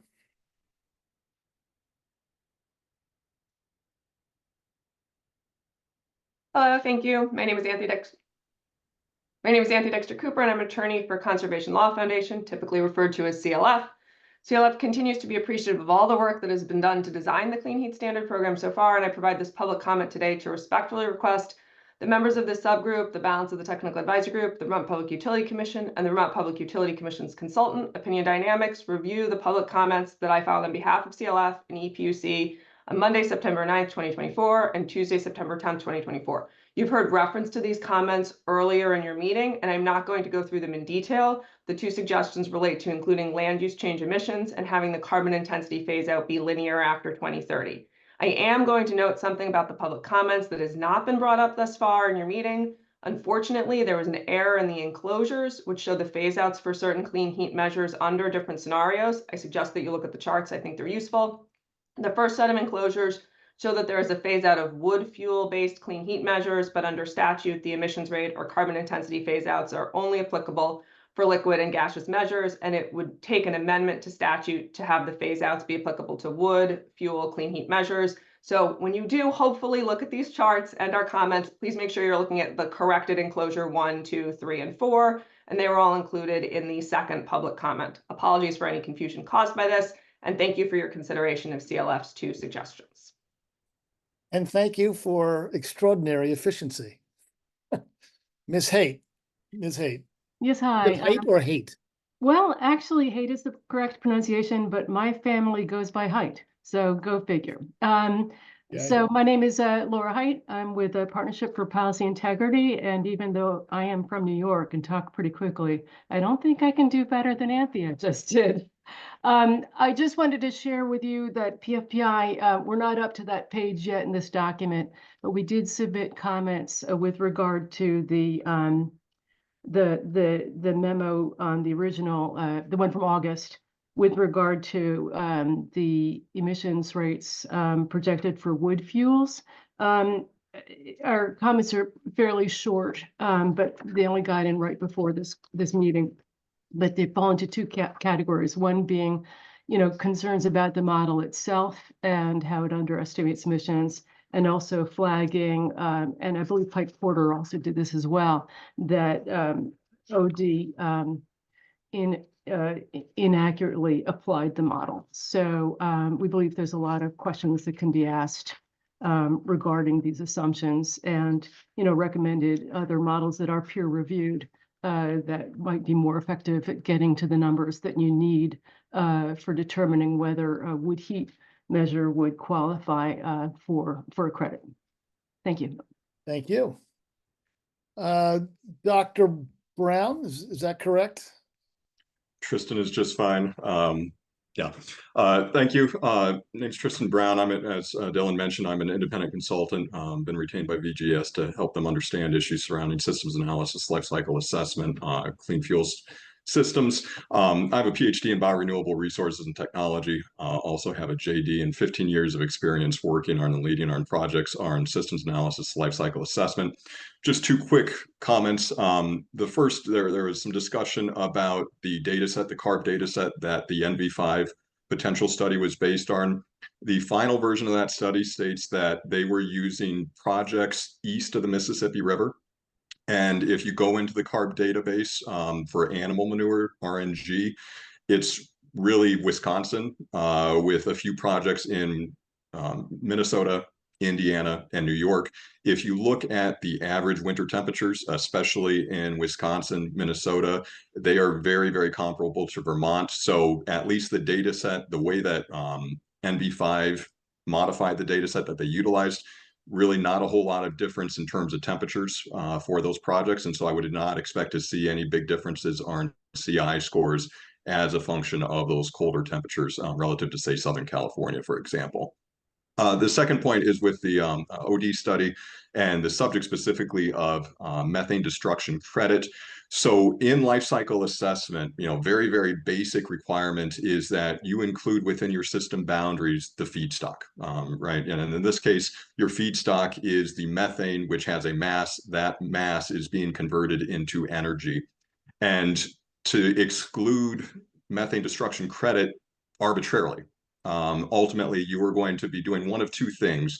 One is you're going to be saying that methane does not have a climate impact, which we know methane emissions have a very, very substantial climate impact. If anything, the most recent research that's been coming out is showing that, we're very close to a tipping point in methane emissions. And so we've got to reduce those. So we know that impact is very real.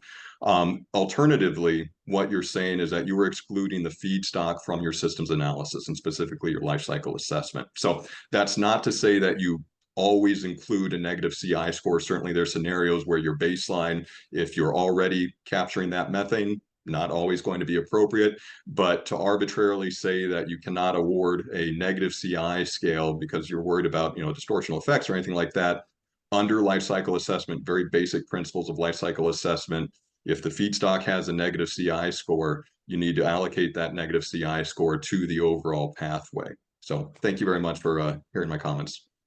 Thank you, Tristan. Thank you. Mr. Porter. Yeah, I'll hold off my comments on the wood piece when you finally discuss it. But I wanted to point out that earlier at 1:06 p.m. today, I put in the chat a link to a news article that references another research paper that indicates that when you include land use change in national ethanol use, ethanol actually is worse from an environmental perspective than petroleum products. And increases the ethanol emissions by an additional 24%. So I point this out to point out that, you know, land use change is not an insignificant factor, and it should be considered. With counterfactuals such as avoided emissions, you know, if you're going to include some counterfactuals, you have to include all counterfactuals, I would think. You know, there's a clear counterfactual about what the wood in forests would be doing if they weren't cut and burned, which would be increasing in storage of CO2. So, you know, if there's a concern about the avoided emissions, I think the PUC, as was suggested, should really make a clear statement to, or the TAG should make a clear statement to legislature that, you know, we should not be including avoided emissions in these calculations. Thanks. Thank you. Okay, back to the tag. Let's see. Should we move on to emissions rates for the emission rate for grid electricity? Should we move on to this second section of this document? Yeah. I actually did not have comments on emission rate for grid electricity. I expect others are digging into that. Well, I am, and at this point, I haven't spent enough time with it, but as I had said last week, that I've spoken on the matter of how I think emissions for this should be calculated based on the Vermont portfolio over time, changes in the Vermont portfolio, that the correct methodology for determining marginal emissions, effects on marginal emissions, is total emissions in one scenario versus total, you know, minus total emissions in another scenario, you know, baseline, you know, a BAU versus the change scenario. And that tells you what the emissions change is over whatever period of time you're looking at. Same way you calculate marginal costs in economics. It's absolutely the correct way to do it. That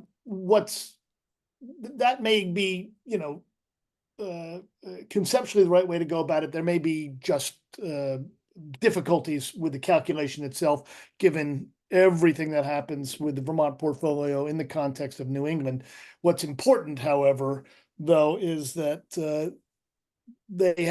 OD has attempted to capture the effects of Vermont policy on Vermont's electricity portfolio. And what that primarily is, of course, is the requirement to be 100% renewable by 2035. And that they reflect the much smaller carbon emissions as a consequence from a portfolio of that sort. And that, at least, I feel goes in terms of rough justice, gets us very far to where we should be on grid emissions. But I still need to sit down and look at it. Floyd? Yeah, I don't have comments on the numbers themselves in the emissions rate schedules. But I do have a comment and a suggestion for relabeling some of these pathways. The problem I have with it is they're kind of misleading. For example, biodiesel from corn suggests that, I mean, it kind of implies that, you know, biodiesel is made from the whole grain of corn, when in fact it's made from the process of producing ethanol, and it's a side co-product or a byproduct of that process. So it's otherwise would be considered a waste.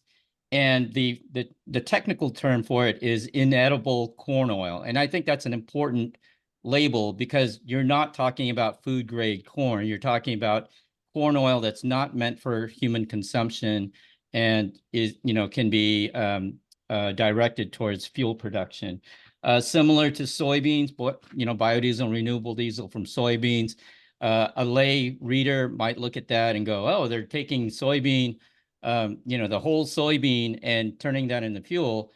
Of course, 80% of the soybean is protein. That goes into protein uses such as animal feed and so forth. That helps to reduce meat prices, things like that. The remaining 20% that's oil big part of that goes into cooking oil and other sort of uses, and then that goes into used cooking oil once it's used by the restaurants, and then the remaining part goes towards fuel production. So I think a little bit more accurate labels on these things would be helpful, not just for our purposes, but for the broader audience.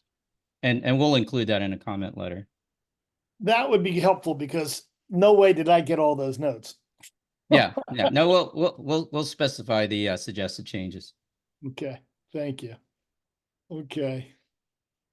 Shall we keep moving? We're using all our time, and I do appreciate people's effort and patience. Transmission and distribution losses. This is interesting. They don't account for them, but they acknowledge that they do need to be accounted for because they affect total production of electricity.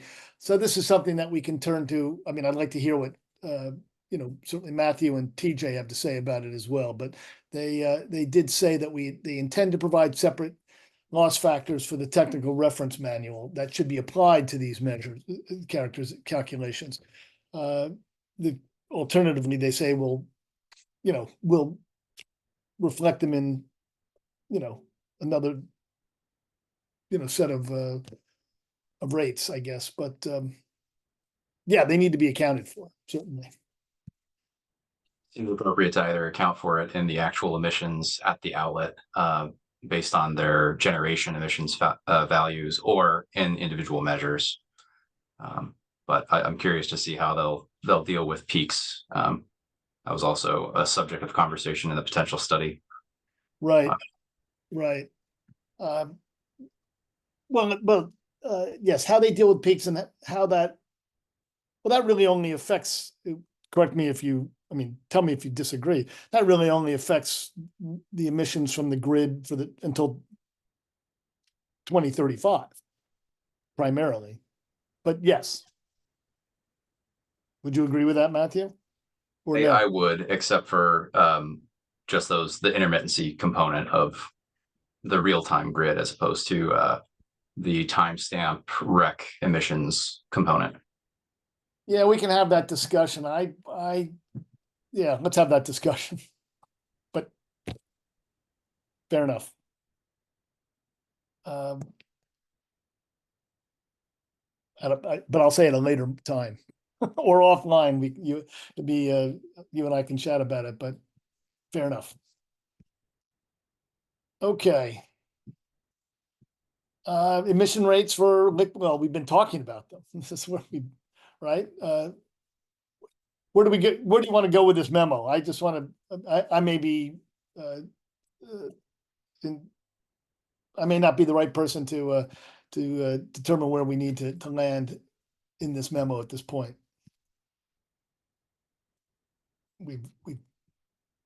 Seems like we've talked about a number of these topics already.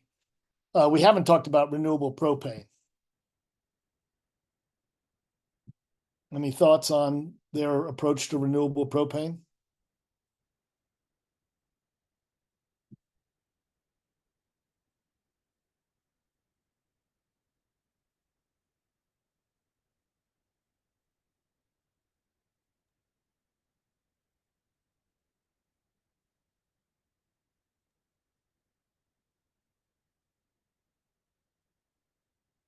The sense here that we're not going to expect to see much renewable or any renewable propane.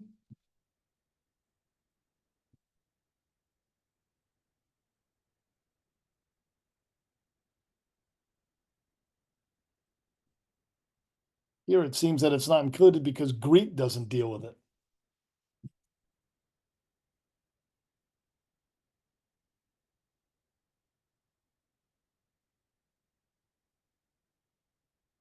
Okay. Hey, And Rick, Sam. sorry, Sam. just real quick on the propane piece. So they're saying they haven't included it in their analysis because there's no GREET model for it. Okay, but that doesn't mean it's not included in the program. right? So that's probably okay. Do you mean by, are you saying that doesn't mean that it wouldn't be eligible to? Right. Yes. I'm just double checking it. Okay. That's in my understanding, yes, that's absolutely correct. So if they haven't done it because they don't have, what they felt they needed in the way of inputs from GREET, it's still an issue that needs to be dealt with then. Presumably, I would assume there are going to be some fuel dealers who want to deliver renewable propane. Is there much of it? I know nothing about the product, if anything at all.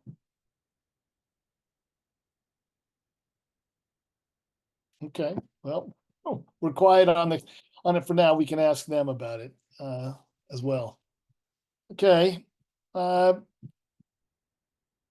Wood fuels. I knew Ken was going to raise his hand. Thank you. Go ahead. Yeah, and I know the other folks are going to raise a lot of questions with regards to the carbon intensity, but there's another fundamental issue that needs to be addressed, and that is this is all in the discussion of delivered fuels. And I don't believe that the intent or the early discussions about the clean heat standard was to consider wood a delivered fuel. Rather, it's the change in the heating systems in a home to allow for the use of wood. And this raises, again, issues. Yeah, I've been trying to raise this for quite a while. Wood stoves, classic cordwood wood stoves, have been in place in Vermont for, more than 100 years. And yet we have no mechanism to consider their application in terms of the clean heat standard. And that's differentiated from one of the uses of the terms advanced wood heat, which is a whole home wood pellet boiler system, which replaces, in the cases I'm aware of, replaces a fossil fuel heating system, in which case it's much easier to evaluate and establish credits because you are replacing the existing fossil fuel use with wood heat. So in this document, but then and more importantly in the September 9th document, all of the characterization of wood is based on the amount of wood fuel you use. I just don't know how we're going to deal with that because it talks about cordwood and it talks about wood pellets that go into pellet stoves. And I know there's the whole issue of wood chips, but that'll only matter when we have new wood chip heated facilities. Fortunately, we don't have to deal with the legacy projects at this point. But so at least a question back to the consultant is the relationship of this analysis to the characterization of installed wood heat, installed measures, which is the more easily to understand advanced wood heat whole home wood pellet project, quite different than the way they characterize these fuels as if they were delivered fuels.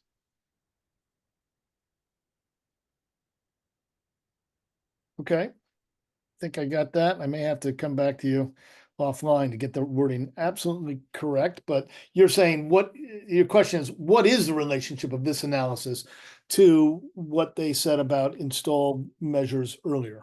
Is that, or I'm not sure they said anything about installed wood I heat think you're measures right. earlier. So, okay. Okay. I got you. Matthew. Yeah, thanks. I guess I would follow Ken's comment with a question. How would you quantify the gains and losses of sequestration, if not based on a unit of fuel volume as opposed to an equipment swap? So you could credit all avoided fossil if it's a full displacement of the previous system, but I don't see how we can do both, basically accounting for that sequestration gain and loss attributed to whatever GWP biofactor is ultimately determined to be appropriate. And as far as what is advanced wood rather than just the old board stove that is highly inefficient, and then even with a GWP biofactor may result in a net increase in emissions, I think advanced wood heat would have to have some definition, greater than 70% combustion efficiency or some particulate matter performance criteria.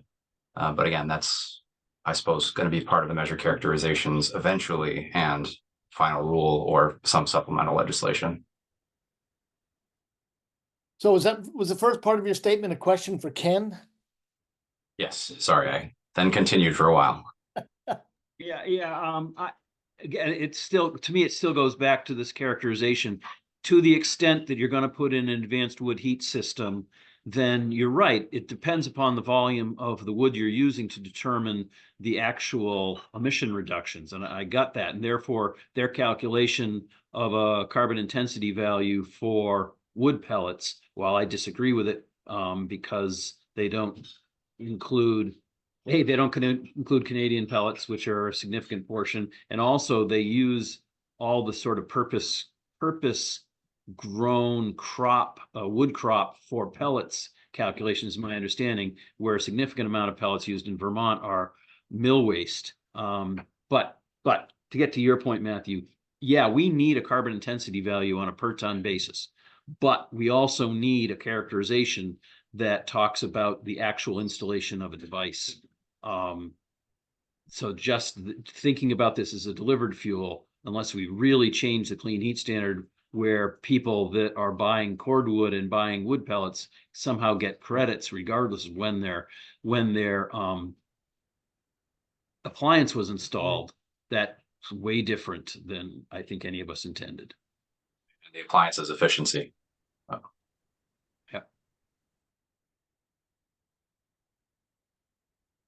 Now I better understand it. Okay. Thank you.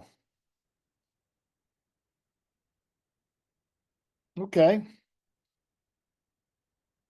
Anything anyone wants to add on the question of treatment of land use changes for wood fuels? Well, I actually just wanted to note, and I expect our public commenters will comment on this as well, but on the treatment of biogenic carbon for wood fuels, I appreciate, I think it was Mr. Porter who commented that the opinion dynamics analysis seemed to have used the wrong tree species composition, which would really impact the global warming potential value. So it is important to try to get that right and as accurate as possible for Vermont's forests and tree composition.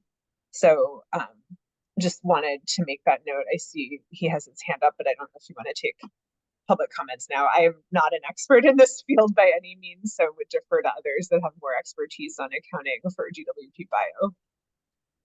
I will take the public comment now on this point only because Mr. Porter raised it earlier, but yes, go ahead, Mr. Porter. Yeah, thank you, Dr. Levin, for reminding the tag of my earlier comment. Yeah, the wood ratio is completely wrong. And I provide a citation from the Vermont Forest Department showing that, you know, if we're going to use this bio, and I disagree, it should be anything less than 1. But if you're going to use this GWT bio, it should, based on just opinion dynamics own statements here, it should be at least 0.79 using 71% hardwoods and whatever it is, 29, right? Percent softwood. Elsewhere, opinion dynamics mischaracterizes what wood chips are, and they in another document, related document, they claim that wood chips are mill residue, and that's not correct. While mill residue is used and burned, most chips are whole tree chips that are chipped on site in the woods, and those trees, those low value trees, never make it to a mill because there's no need for a mill to chip them up. The land use change is important because, you know, earlier I mentioned that if you're going to include counterfactuals, that low grade wood that's being chipped up is actually wood that is living and storing and sequestering carbon, and as soon as it's cuts down, it's no longer has that ability to do so. I don't think that OD has, and NV5 additionally has really included correctly the amount of carbon emissions created in the activity of logging itself, including soil destruction, including the huge amount of petrochemicals that are used in logging trucks and chipping, et cetera, skidders. So yeah, this number 0.32 is way low. It should be at least 1.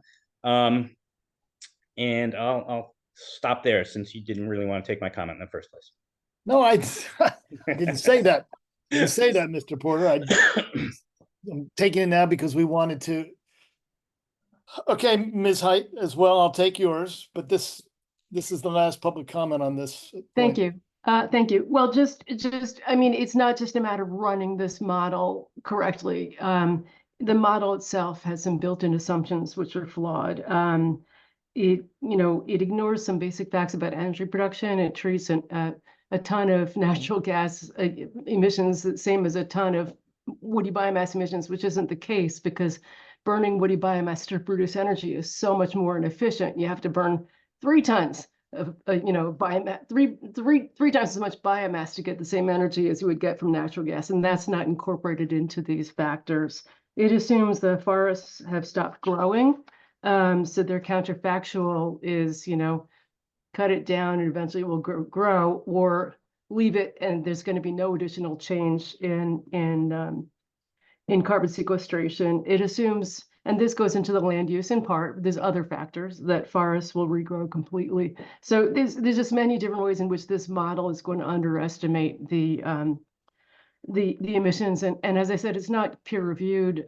It hasn't been updated since it was initiated in 2020. There are better models out there. This model cites, old studies. It's not the greatest model. I mean, it doesn't treat biomass as carbon neutral, so that's a good thing, but that doesn't mean that it's going to be a useful tool for this purpose. And the rest is in our memo. Ms. Height, just to clarify, when you say this model, do you mean the World Wildlife Fund? Yes. Okay. Yeah, there's 2 issues. There's, as Pike pointed out, there's how OD ran that model, but also problems inherent in the model itself. And ours is just a preliminary. We're just working on this as fast as we could for this meeting. There's probably more that could be said, but this was, a start. But your comments include citations to alternative models that you think are. Yes. Yeah. Okay. Thank you. Thank you. Yeah. And let me just remark that this is only the first of many discussions, and you certainly have the opportunity, which you have taken advantage of filing with the PUC directly. We read everything. Yeah, I appreciate it. Yep. Okay. Okay, folks, anything else with this memo? I haven't even gotten to yesterday's memo. And we've got some time. So I'd like to use it, at least take a few moments to take a look at the other memo and at least to start in on it. If there's any big issues, major issues we can touch on to start with, that'd be great. Brian has just returned. Brian, we've just finished with the August 29th memo, and we're going to start on yesterday's memo and just, do a quick round robin, I think, on what we've got ahead of us. So let me pull that one up if I can. Well, thank you, Rick, and congratulations, group. Well done. We could go back and let Brian individually weigh in on every note. I'm just kidding. Okay. Let's see. Okay, I gotta find it. Hang on a sec. It's disappeared. Wait a minute. Oh, nuts. Where is it?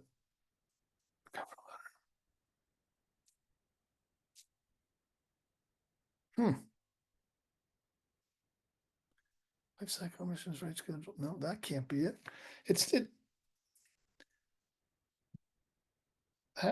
Give me a moment. Is it the fuel measure characterizations draft markup you're looking for? The one that we got yesterday, and I just can't find it on my own screen. I mean, I can't find it. It doesn't come up. Yeah, it's called fuel measure characterization. Now let me try it again. When I'm in sharing, it's not coming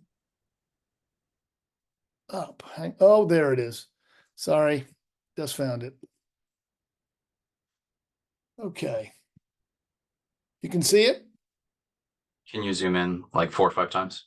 Oh, gosh. Hang on. That's good.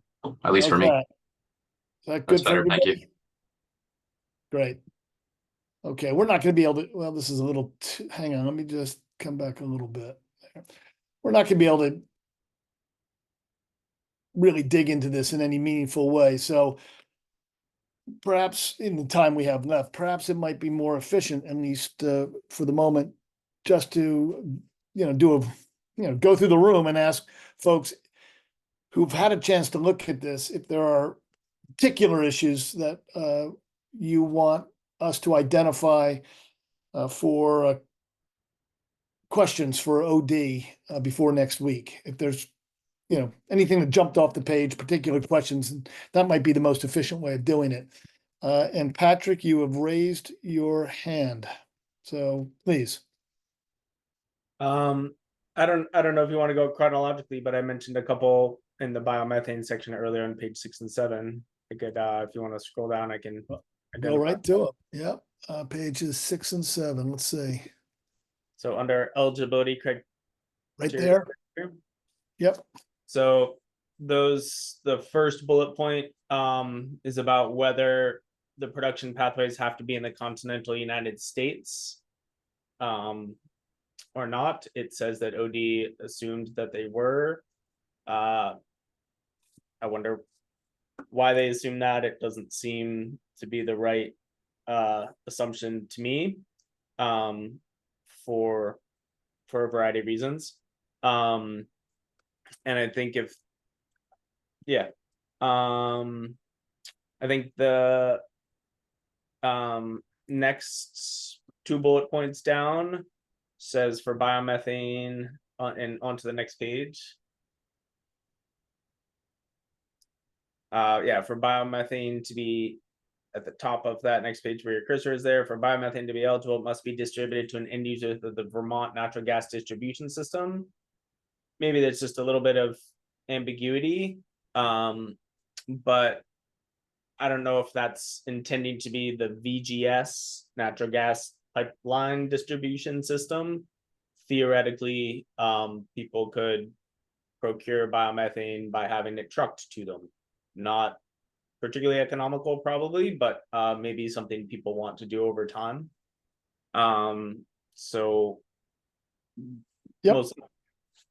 Question there. Yep. Going on a little bit. Sure.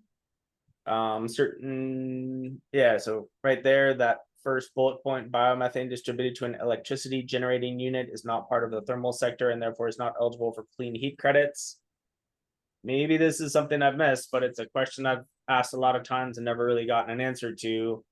I would think if biomethane is used to generate electricity, that electricity could be used for thermal purposes and therefore be relevant to the thermal sector. That to me seems like it should be a clean heat measure pathway that is considered as part of this program.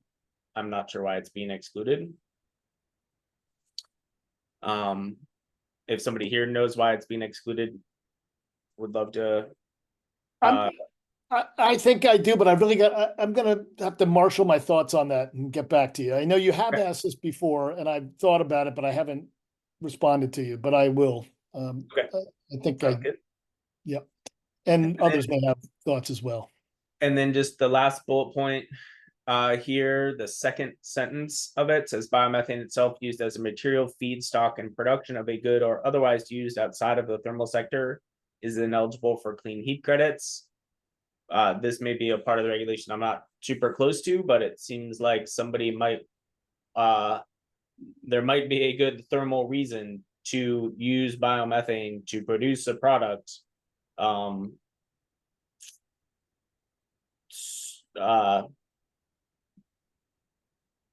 don't know, somebody has a big kiln somewhere to make glass. I don't know what. I'm coming up with something random, but there might be a good reason in the production of a product to reduce thermal energy greenhouse gases by using biomethane. That's it. Thank you. Okay, thanks. Floyd. Yeah, thanks. Similar comments to what Patrick just made. Page 10, eligibility criteria. I have similar questions on why the geographic constraints on importation of finished biodiesel or feedstocks. As I noted, example being canola, much of the canola comes from Canada. There's some Commerce Clause potential issues there. So why is that? Second bullet, biodiesel feedstocks not characterized. Again, why? Why would you want to constrain innovations in feedstocks that aren't currently but are in the in the pipeline under development? Similar question on the biodiesel not eligible if it's used for electric generation. If that electricity is going towards space heating, why not? We'll provide some suggested improved labels for soybean oil, canola oil, inedible corn oil, and so forth. And then one other thing is on the restriction. This doesn't apply as much to biodiesel, but there's a restriction eligibility criteria for renewable diesel to be distributed through a truck delivery service. I know that that's probably how most of it is done now. I would say that renewable diesel, because it's chemically very similar to conventional diesel or distillate, can be delivered through pipeline. So I guess I question why that constraint just to truck delivery. But and I think that's all I had at this point on this particular document. Right. Thanks. Ken.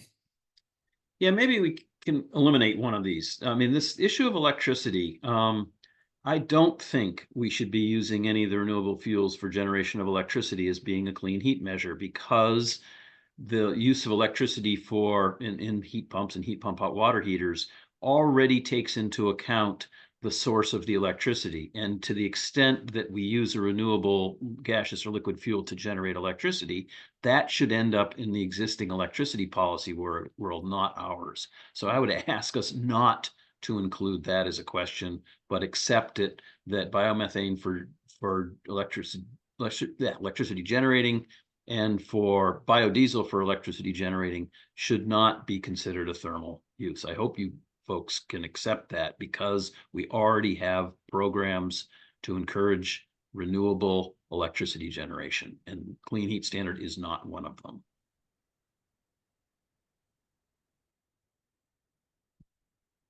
Patrick. I think the purpose of the Clean Heat Standard is to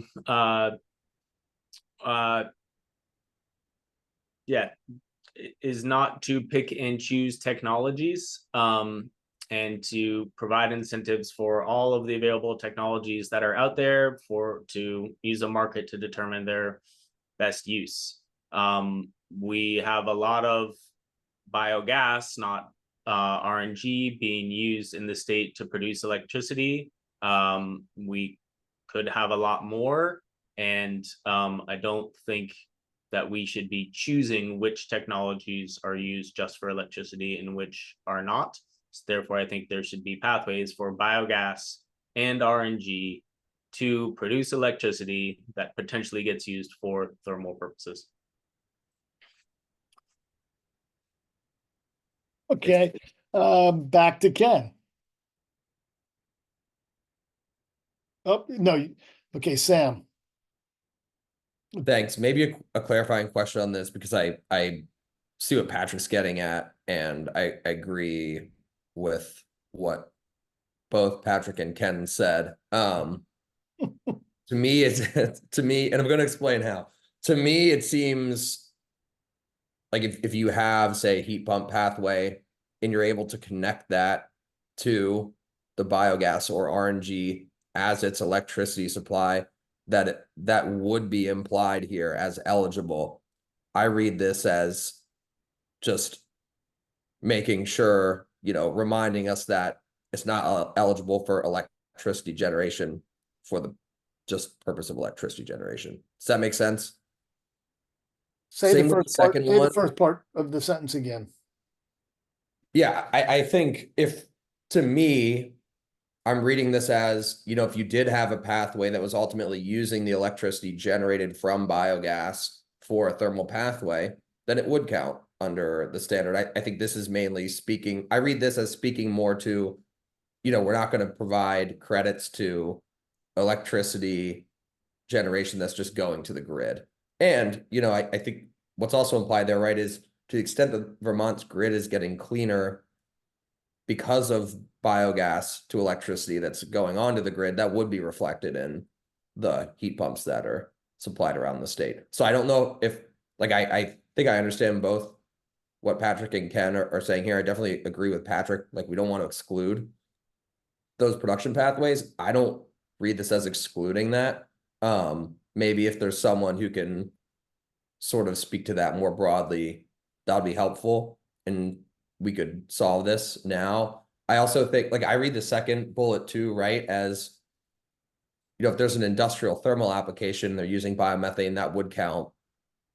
If you're using biomethane as a feedstock for something like methanol, right, then that's not thermal, so it wouldn't count. Thanks. I understand the distinction you're making. To my mind, what you're saying is, well, just imagine I'm producing electricity producing methane on my farm, and I'm using it, and I generate electricity on my farm with it. And I use that electricity to heat my buildings. Is that a clean heat measure? That's, I think, what you're getting at. Matthew? Sam and Ricky just both confirmed what I was going to say is my read. And then the other additional points I would make on the characterization draft is it would be great if they would just provide every measure that has a carbon intensity value in the statutory unit, grams per megajoule, for a little bit of uniformity. And I didn't see any mention within the recommended data components for measure documentations, whether or not renewable attributes, sort of like RIN attributes, would be a requirement for submission to claim credits based on fuel volumes. So possession and ownership and retirement, I suppose. I'm not terribly familiar with the RIN market yet, but I imagine that might change in the near future. I also thought limiting wood transportation emissions to basically be zeroed out as compared to the fossil delivery system. They're both delivered by truck, but if the upstream emissions include transportation and distribution from production for fuel oil, that's got to be higher than, the logger who's within the state or within the region, especially since Vermont's not producing any of its own fuel oil, as far as I'm aware. And well, I don't say that again, Matthew. I'm not sure I understand exactly what you're getting at. So there's a note on, I'll have to find the exact text, but my note says that assuming distribution emissions are equivalent for delivered wood fuels and delivered fossil fuels, since they both arrive by truck, doesn't appear to have a valid basis given the distances that the distribution systems require. Oh, right. Yes. Now I know what you're talking about. Yes. And I remember seeing that. Yeah. Fuel. Got it. I understand. Okay. Floyd? So in light of this, the interpretations that, this isn't as broad, the language that it's distributed to an electricity generating unit is not part of the thermal section. It's not as broad as it sounds like. I would suggest some clarifying language that we can add to that, something along the lines of, distributed to an electricity generating unit for non-heating uses is not part of the thermal sector, or something along those lines, just to kind of make it absolutely clear that, you know, if you could show a pathway where an alternative fuel is sent to an EGU, and that electricity is used for heating purposes, then you should be able to get credit for that. Gotcha. Thank you. Excuse me. Excuse me. Okay. No more hands are raised. It's 2:51. There's a lot more in this memo that people need to take a look at. We all just got it yesterday, and so I will encourage everyone to give it a good read again and be prepared for next week's discussion. I will try to summarize everything I've heard here and put it together in some kind of a cogent note to the PUC. Excuse me, for so that I can so that we at least give OD some advance notice as to the questions and issues we're going to raise.